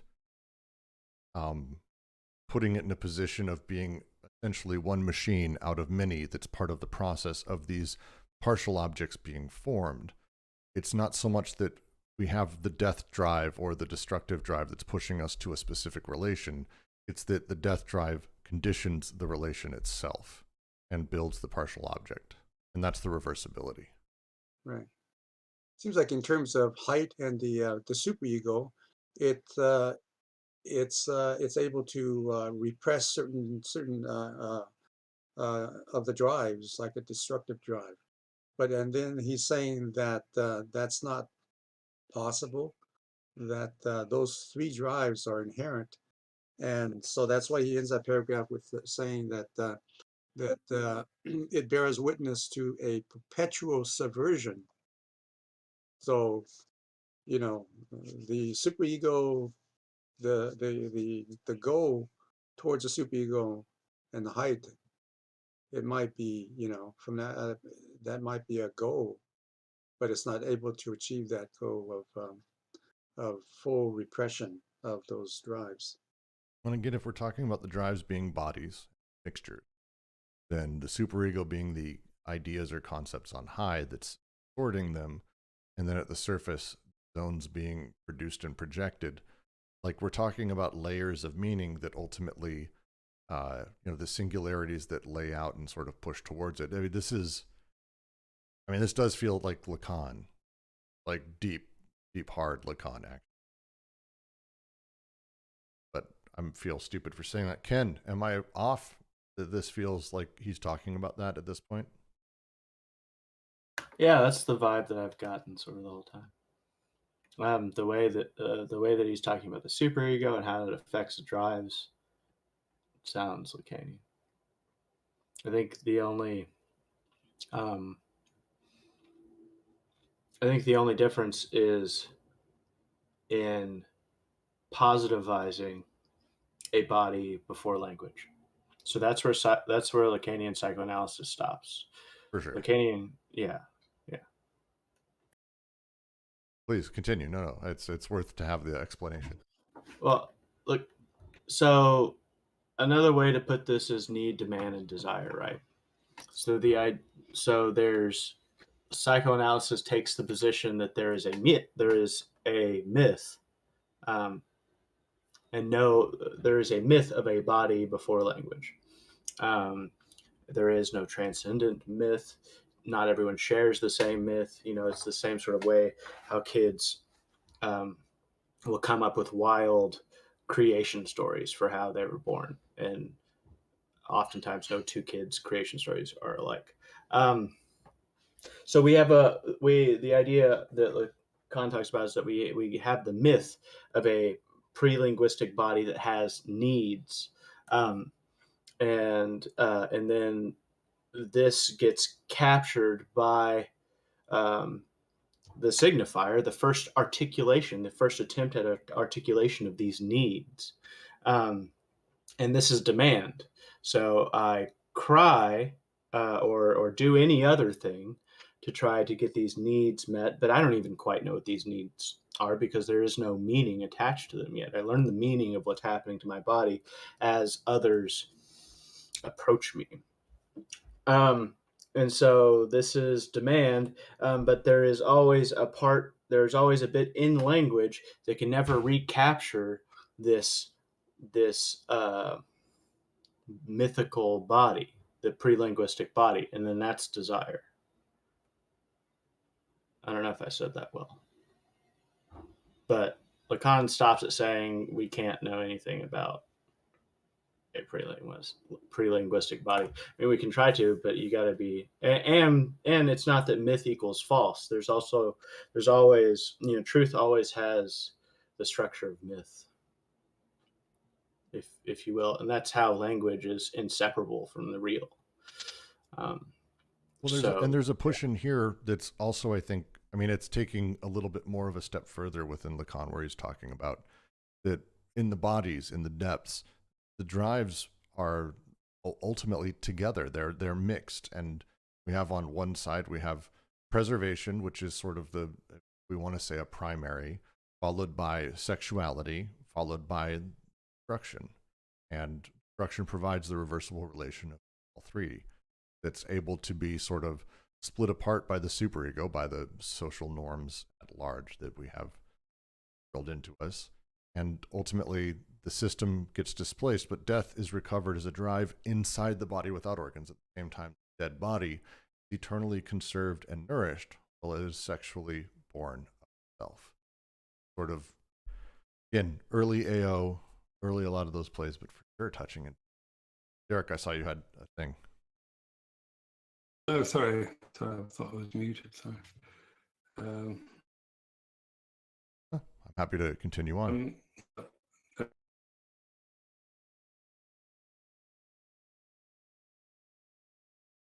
When we link sexuality to the constitution of surfaces or zones, what we mean to say is that the libidinal drives find the occasion or an at least apparent double liberation, which is expressed precisely in autoeroticism.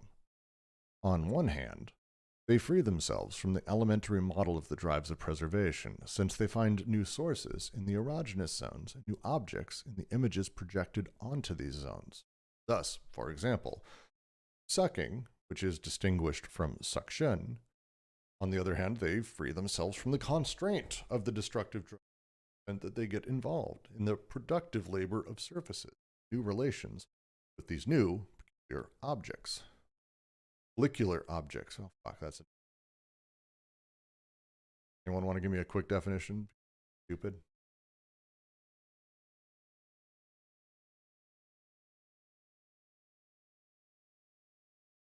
Pertaining to a pellicle. I fucking hate the internet.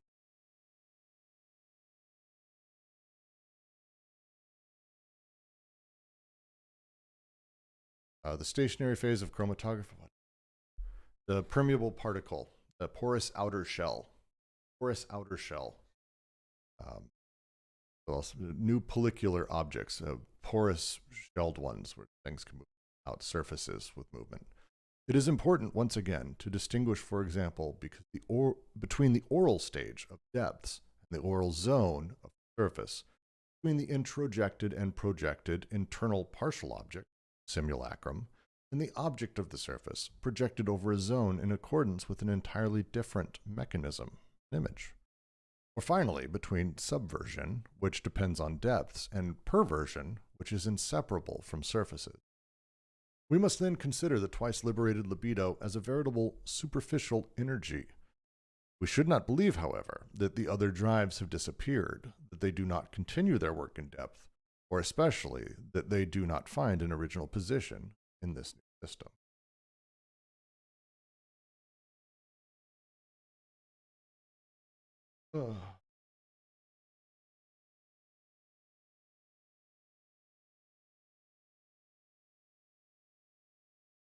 I think it's just useful to go through this and try and pick it.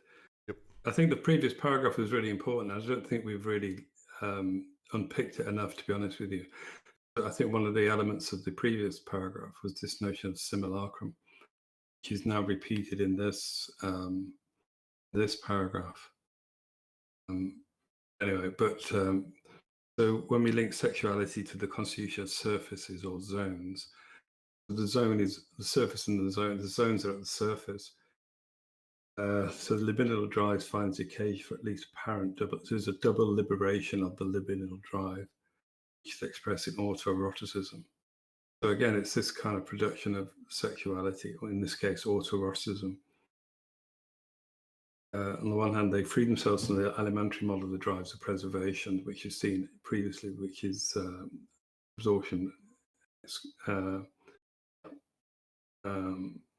So, which is opposed to the drive of death, the death drive. So they free themselves from the elementary model of the drives of preservation, since they find new sources in erogenous zones, and the objects and the images project onto these zones. It's this double liberation he talks about is in the autoeroticism of the surface zones, what the child finds at the surface. So, and he gives examples, sucking. So, on one hand, they free themselves from the elementary model of the drives of preservation. So they're directed towards new zones, new objects in the images projected onto these zones. So these zones are at the surface, so they're kind of coming away from the depth. And they're images, and he's very clear, they're images, not simulacrum. Yeah. He does a bit later on. He does contrast the two. So he says sucking, distinguished from suction. So one can imagine that suction is the kind of it's perhaps part of the bodily internal depth activity somehow, whereas sucking is a kind of process which is directed towards something. Well, and there's it's a really good phrasing. Like we could almost use it where I were to say, there is an erotic quality to saying I'm going to go suck a thing, versus if I say I'm going to go suction a thing. Yeah. It's, I mean, just on its face, those two are distinguished. We'll just say, unless that's your thing. So, no kink shaming here.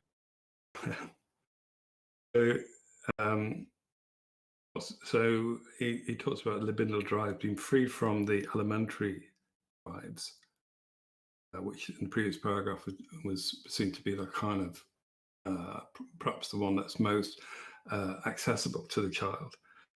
And also, they're free from the constraints of the destructive drive, i.e. the death drive. So to the extent they get involved in productive labor of surfaces.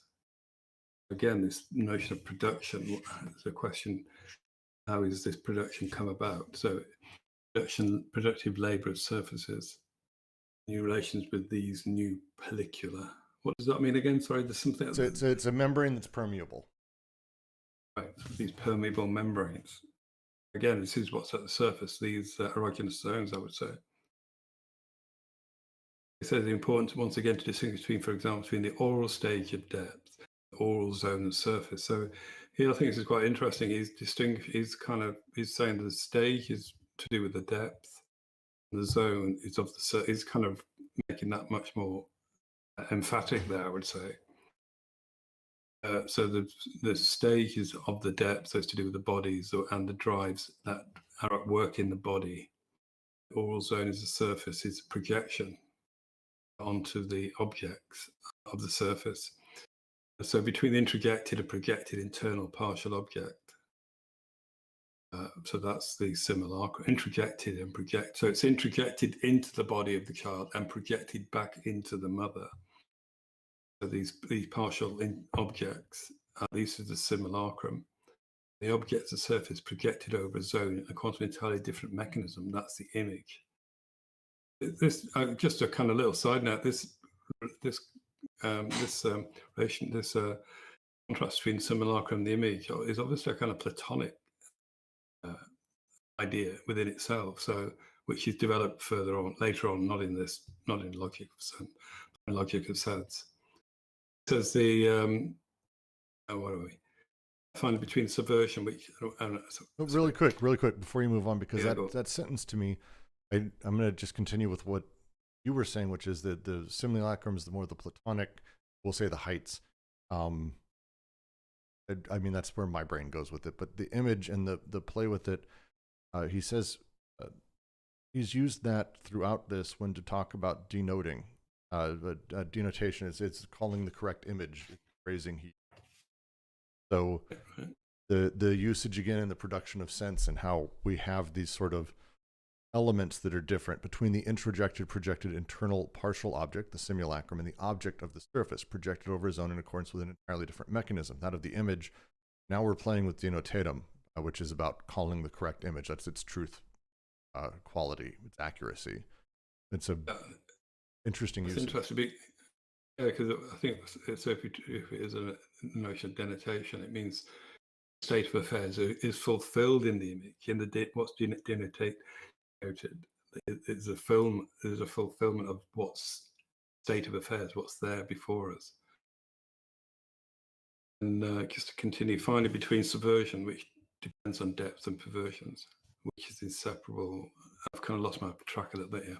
Finally, between subversion, which depends on depth, and perversion, which is separate from surfaces. It says we must then consider the twice liberated libido. So it's liberated from the preservation and from the destruction. So for twice liberated libido is a veritable superficial energy. So it's an energy of the surface, a superficial energy.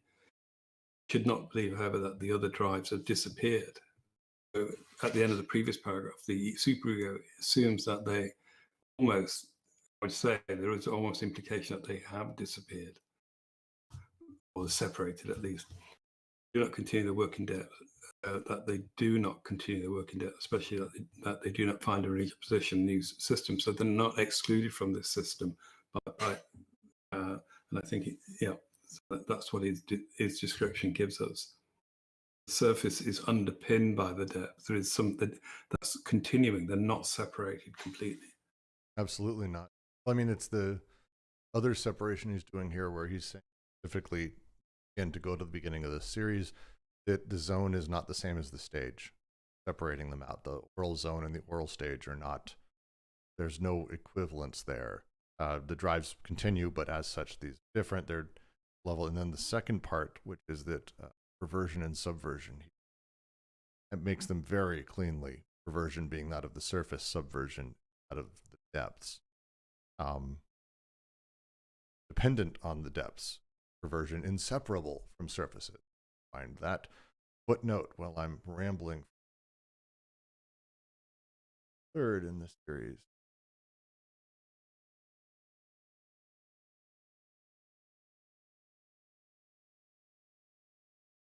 Where are you? The first point, that sexual drives are freed from the impulse of conservation or feeding, is clearly indicated by Laplanche and Pontalis in the vocabulary of the psychoanalyst.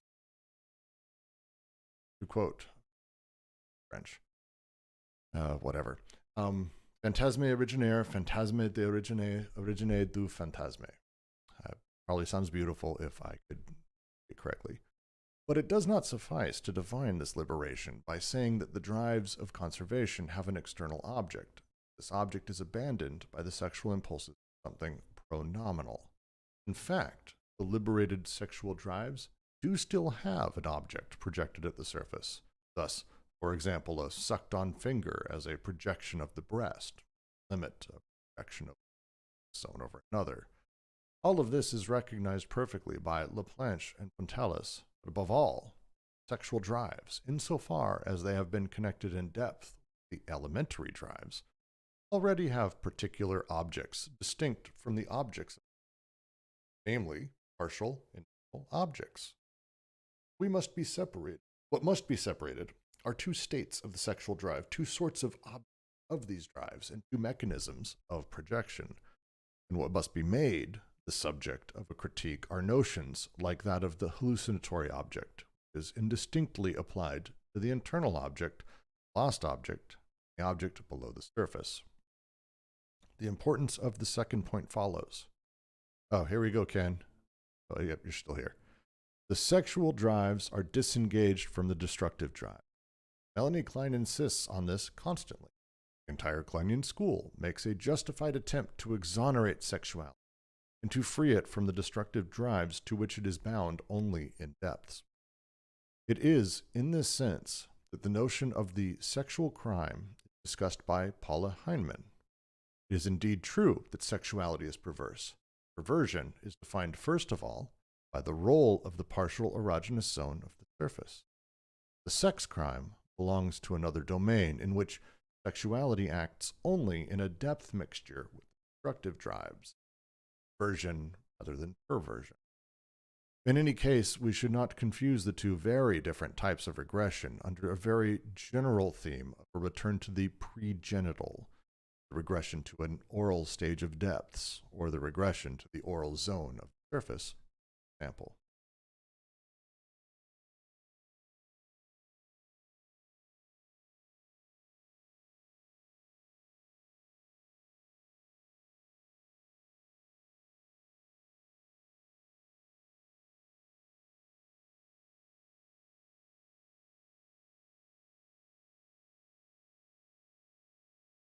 We're going to finish this today, do you think? I think we can. Okay. I'm down for extending a little beyond the time. Yeah, we'll do it. Fuck it. We're going to finish this section today.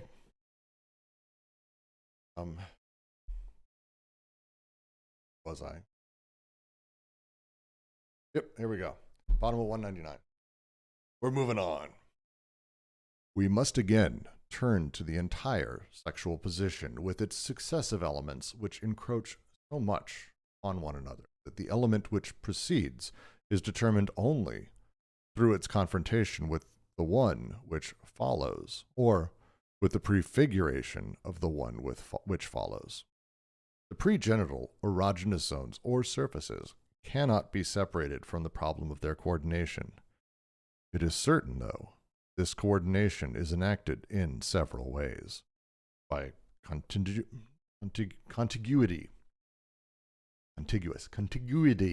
to the degree that the series which is developed over one zone is extended in another series. At a distance to the degree that a zone can be turned inward or projected into another, furnishing the image by which the other is satisfied. And above all, indirectly, as in Lacan's mirror stage, There you go, Ken. It is nevertheless true that the direct and global function of integration, or of general coordination, is normally vested in the genital zone. It is this zone which must bind all the other partial zones, thanks to the phallus. And the phallus, in this respect, does not play the role of an organ, but rather that of a particular image projected, in the case of the little girl, as well as the little boy, onto this privileged genital zone. Organ penis already has a long history tied to the schizoid and depressive positions. As is the case with all organs, the penis has known the adventure of the depths, in which it was fragmented, placed inside the mother's and child's body, being victim and aggressor, and identified with a poisonous bit of food or with an explosive excrement. But it is no less acquainted with the adventure of heights, in which, as a wholesome and good organ, it confers love and punishment, while at the same time withdrawing in order to form the whole person, or the organ corresponding to the voice, that is, the combined idol of both parents. In parallel manner, the parental coitus, which is at first interpreted as pure noise, fury, and aggression, becomes an organized voice, even in its power to be silent and to frustrate the child. It is from all these points of view that Melanie Klein shows that the schizoid and depressive positions supply the early elements of the Oedipus complex. That is, the transition from the bad penis, the good, is the indispensable condition for the arrival of the Oedipal complex in its strict sense, to genital organization, and to the corresponding new problems. We know what these new problems consist of organizing surfaces and bringing about their coordination. In fact, as surfaces imply the disengagement of sexual drives from alimentary and destructive drives, the child may come to think that he abandons nourishment and power to his parents, and in return may hope that the penis, as complete good organ, will come to be posed and projected on his own genital zone. If so, penis would become the phallus, which doubles the child's own organ, permits him to have sexual relations with the mother without offending the father.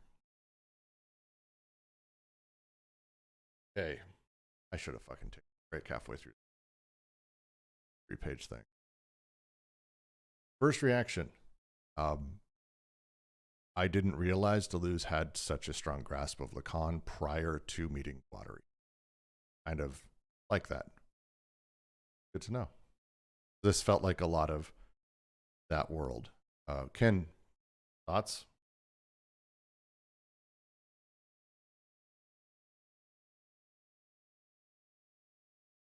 Wonderful. Glad you're here.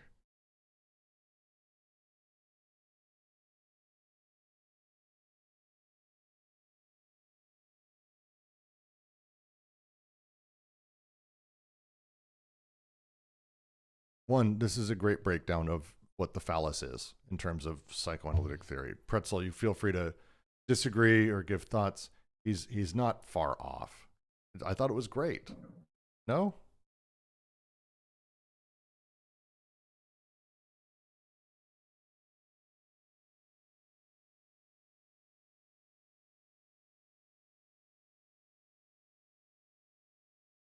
Waiting for Pretzel to type. I think I think within this paragraph, there's this kind of like processional narrative, one thing leading to another, which starts at the beginning and ending up in the Oedipal kind of, what should we say, a kind of Oedipus complex, which is not threatening, which it ends up in, I would say.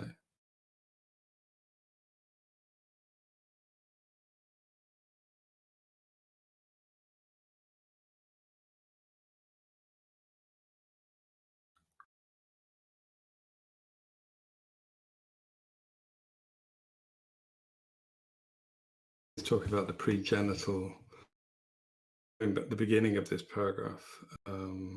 He says talk about the entire sexual position. It's kind of coming to perhaps a resolution of this series of sexuality. He says it has successive elements which encroach so much upon one another.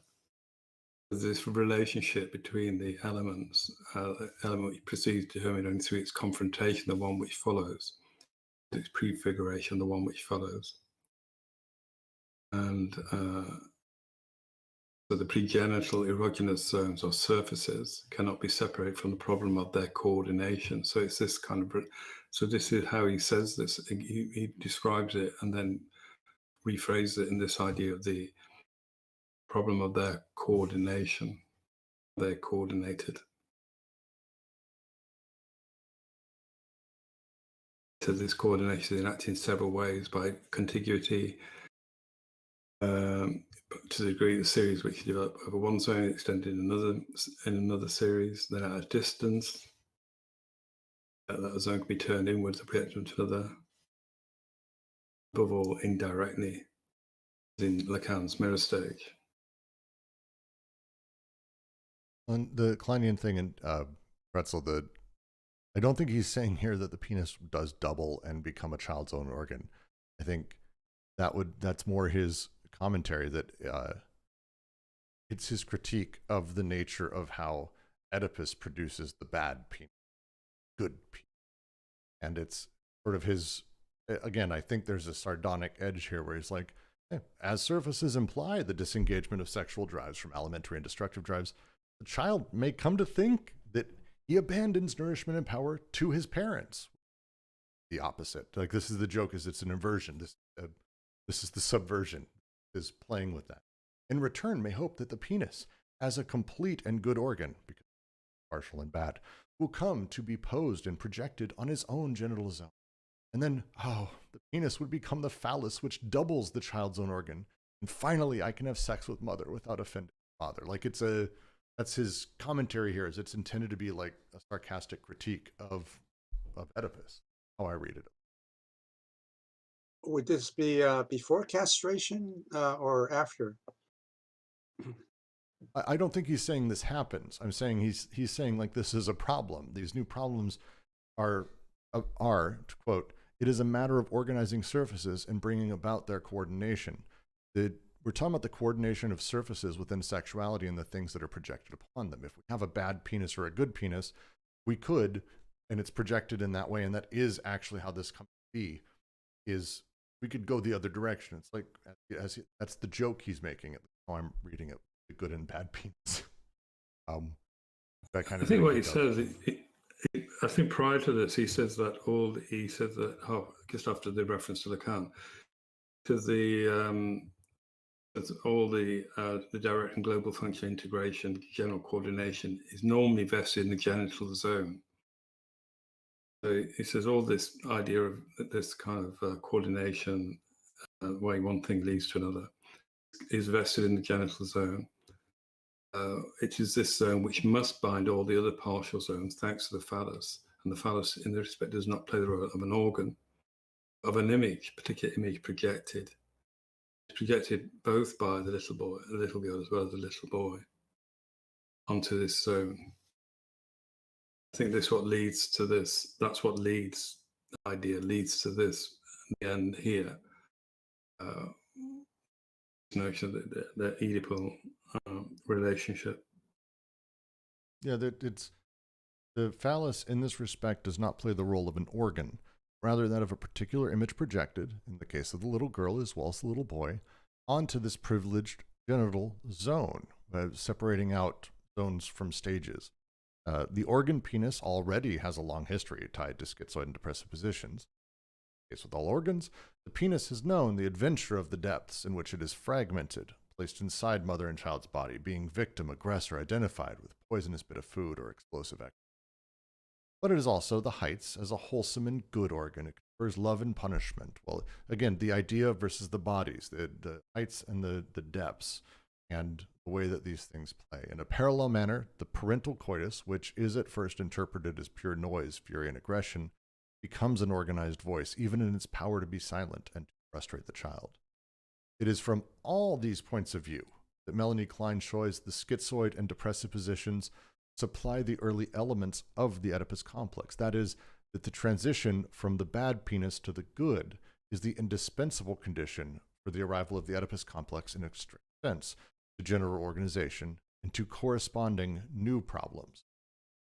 Problems? Go find this box.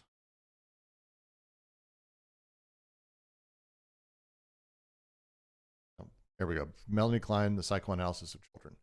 Klein notes forcefully that the Oedipus complex implies the previous position of a good penis, as well as a liberation of libidinal drives with respect to the destructive drives.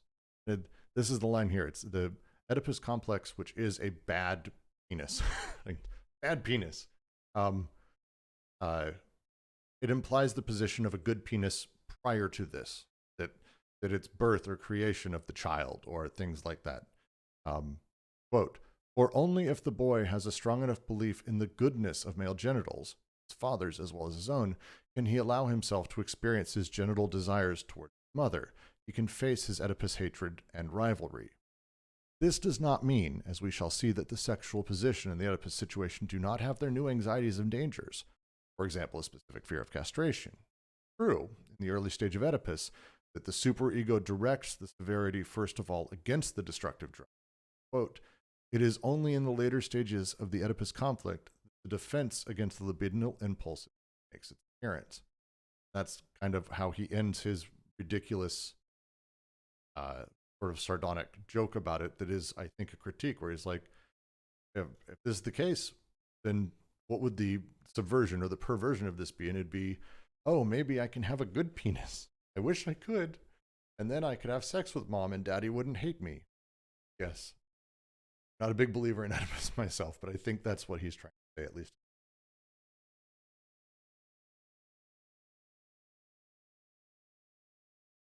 Yeah, and I think just to continue on the end of that paragraph, it talks about the corresponding new problems. So this notion that everything focused on the penis is the source of the Oedipus complex. Also, he says it's the source of new problems. He says we know what these new problems consist of. It's a matter of organizing service and bringing about their coordination. Again, it's this kind of, which he refers to right at the beginning of this paragraph. It says surfaces imply that, so again, not the previous two paragraphs, or at least earlier, surfaces imply the disengagement of sexual drives for alimentary and sexual drives. So the child may come to think that he abandons nourishment and power to his parents, and in turn, I hope the penis is complete and good organ will come to be posed and projected in his own genital zone. So I think what's being said here is that the problem is that it would appear that the depth, the drives of the depth, the destructive and the alimentary drives are separated out. And the child then sees that the parents provide as a source of nourishment and power. And his penis is a complete and good organ. So it's complete. It's not connected to the drives of depth. And he's posed and projected in his own genital zone. So the penis would become the phallus which doubles the child's own organ and permits him to have a sexual relation with the mother without offending the father. So I think that structure, I think that's a kind of a mistaken structure, I would say. I would imagine, I would guess. I think that's a kind of, I don't know what the word might be, but a misunderstanding of the structure. It's not a, as Deleuze has pointed out, the drives of the depth don't suddenly disengage from the surface. They're not. This he's saying here from this seems to be what Deleuze seems to be saying, that Klein's structure seems to imply that the depths are disassociated from the surface, whereas Deleuze has already shown that that's not the case. But perhaps I'm wrong. I don't know. No, I think I'm reading it too. It's yeah, I think I'm reading it that way too. And it's a lot through Klein here. I'm not as familiar with Klein as I probably just think I'm with you on. Okay, so yeah, so hopefully the final paragraph might clarify that, but perhaps not. I would always like supplemental reading, Pretzel. Please share.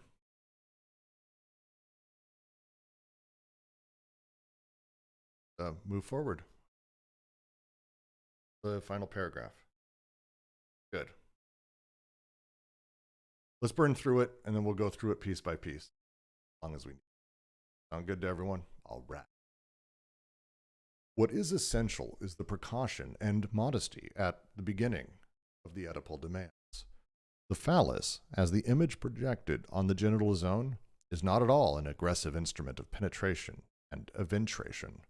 On the contrary, it is an instrument of the surface meant to mend the wounds of the destructive drives that internal objects and the penis of depths have inflicted on the maternal body, and to reassure the good object, convince it not to turn its face away. The process of reparation on which Melanie Klein insists seem in this sense to belong to the constitution of a surface which is itself restorative. Anxiety and guilt are not derived from the Oedipal desire of incest. They are formed well in advance, the former during the schizoid aggressiveness, the latter during the depressive frustration. Oedipal desire would rather invoke them. Oedipus is a pacifying hero of the Herculean type. We are confronted with the Theban Cycle. Oedipus dispelled the infernal power of depths and the celestial power of heights, and now claims only a third empire, the surface, nothing but the surface. His conviction that he is free of fault and his assurance that he had arranged everything to evade the prediction come from this. This point, which would have to be developed through the interpretation of the entire myth, finds a confirmation in the original nature of the phallus. The phallus should not penetrate, but rather, like a plowshare applied to the thin fertile layer of the earth, it should trace a line at the surface. This line, emanating from the genital zone, is the line which ties together all the erogenous zones, thus ensuring their connection or interfacing, and bringing all the partial surfaces together into one and the same surface on the body of the child. Moreover, it is supposed to reestablish a surface on the body of the mother herself and bring about the return of the withdrawn father. It is in this Oedipal phallic phase that a sharp distinction of the two parents occurs, the mother taking on the aspect of an injured body to be mended, and the father taking on the aspect of a good object to be made to return. Above all, it is here that the child pursues on his own body, constitution of a surface and the integration of the zones, thanks to a well-founded privilege of the genital zone.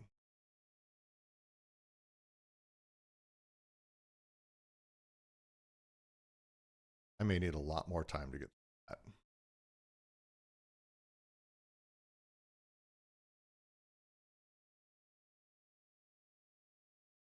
I don't know. I find it kind of self-explanatory, I must say. But it is. There's a couple questions though that's like it is more poetic and at least self-explanatory. I love the allegory of Hercules, which really helps talk about where Oedipus actually sits, with the Oedipus complex being essentially a hero or creature or person or whatever on the surface that has made its defeats already and waiting for these other things, as the phallus specifically here, and the phallus that sort of supports its creation.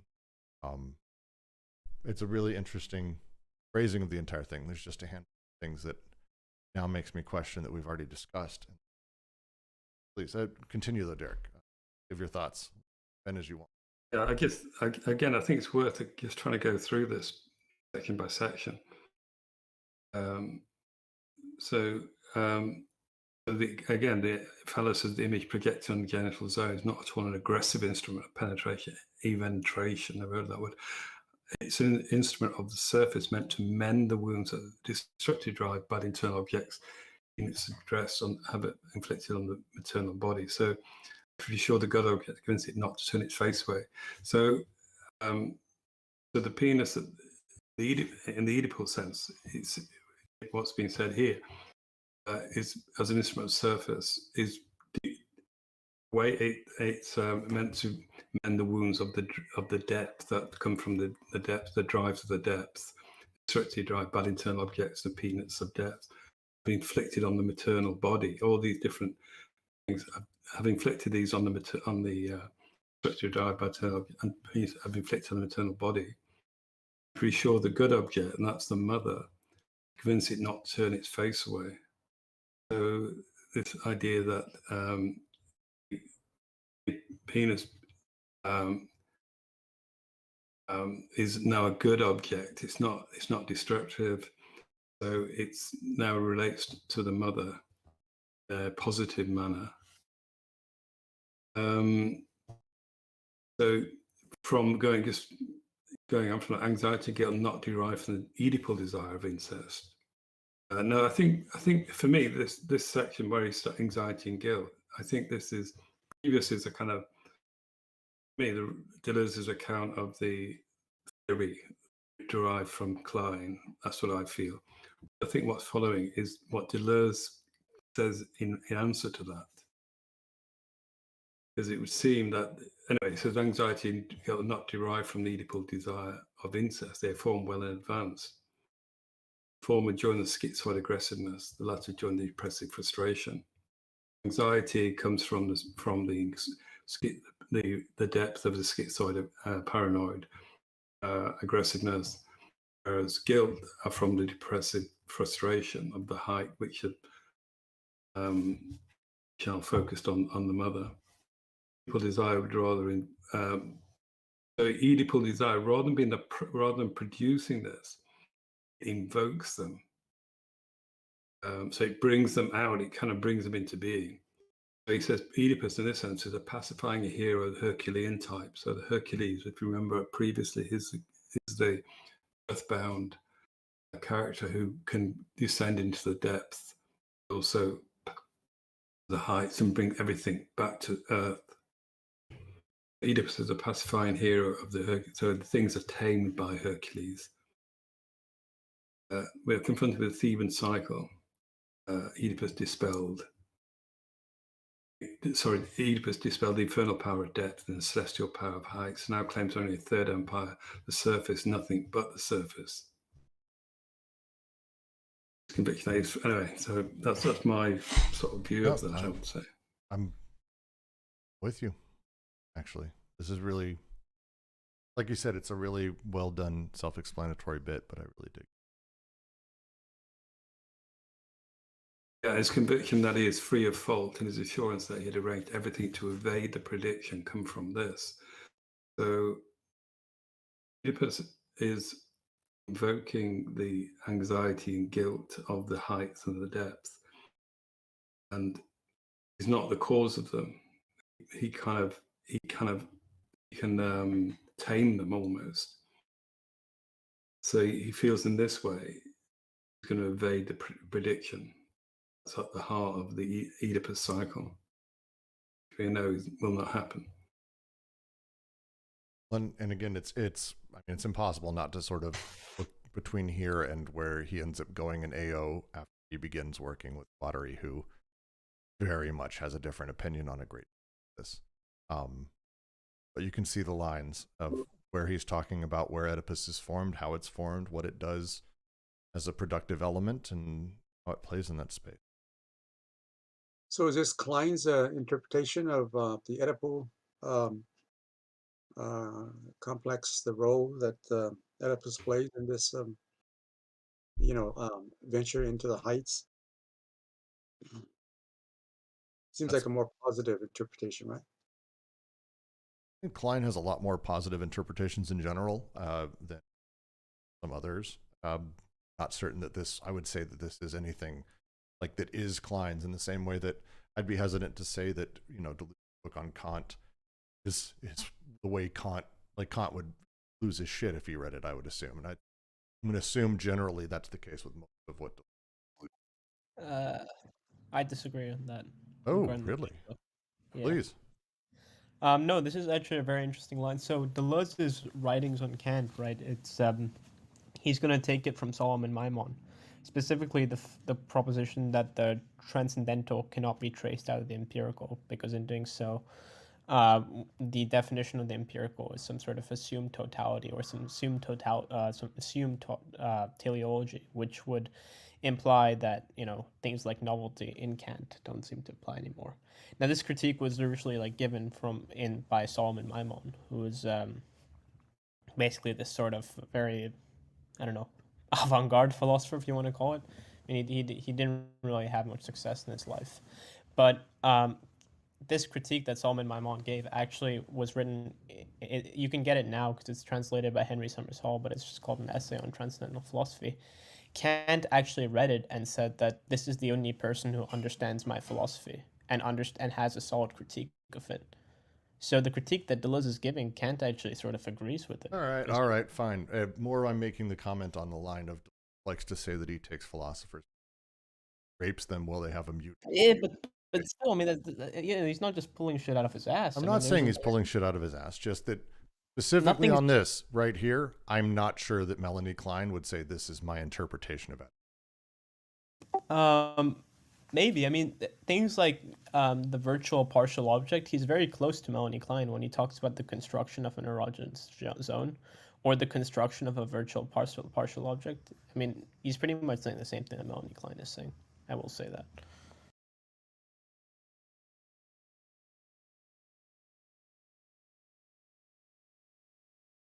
Very fair.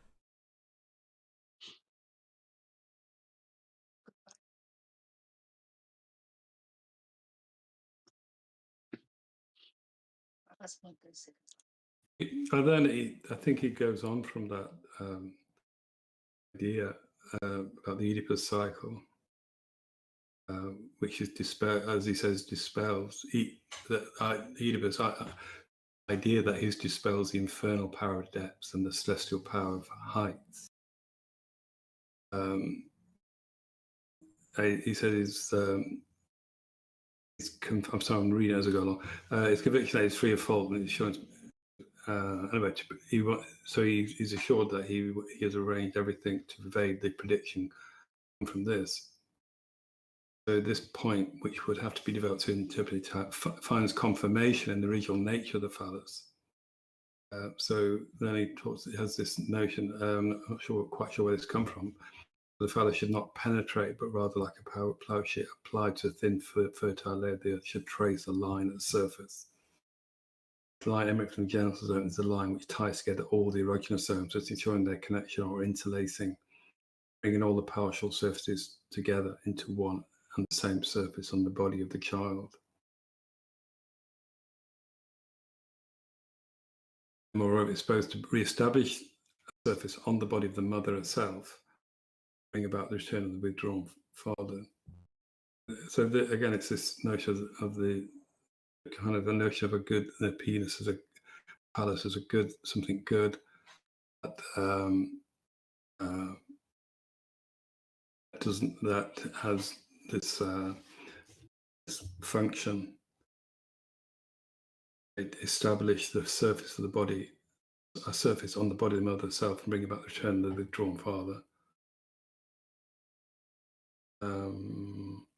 It's in this Oedipophallic phase that a sharp disjunction of the two parents occurs.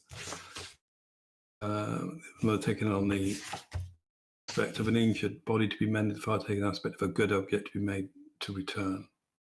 This, in a sense, in some way, it's kind of they're reversed. Their roles are reversed because in the previous series last week, the series said 27, the infant projects the partial objects onto the mother. Mother then becomes the good object.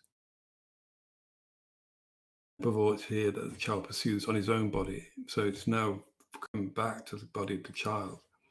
Constitution of a surface integration of the zones, thanks to the well-founded privilege of the genital zone.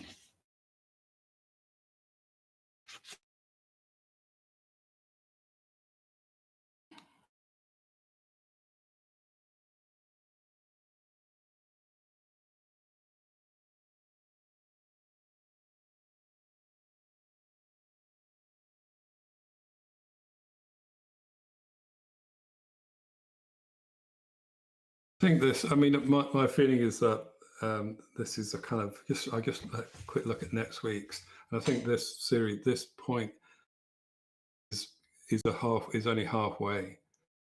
So this notion of the phallus as somehow good and separated from the drives of the depth, having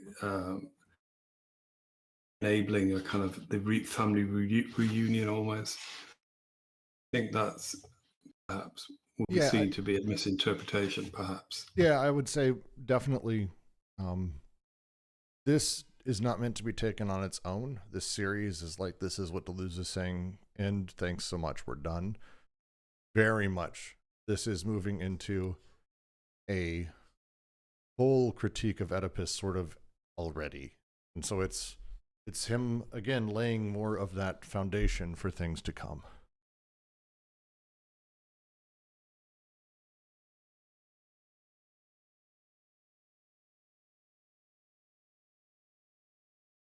It's gonna be a whole thing. And that was hard work, that series, I must say. It was a lot. All right. Great. Thank you. I think there, I'm going to go ahead and close it out. Thank all of you for joining us. This was lovely. And next week, we will be continuing into more Oedipus, the 29th series. Good intentions are inevitably punished. As we talk about Oedipus, the hero innocent who came to the surface and who been maligned and punished. So, the interesting move. Varun, please join us next week. Would love to have you part of the whole thing, especially as we get into these other Kleinian things. You have a better understanding than I do, for sure. There's a lot more Klein next week. But with that, I'm going to go ahead and close this out. So thank all of you for joining, and stream and record.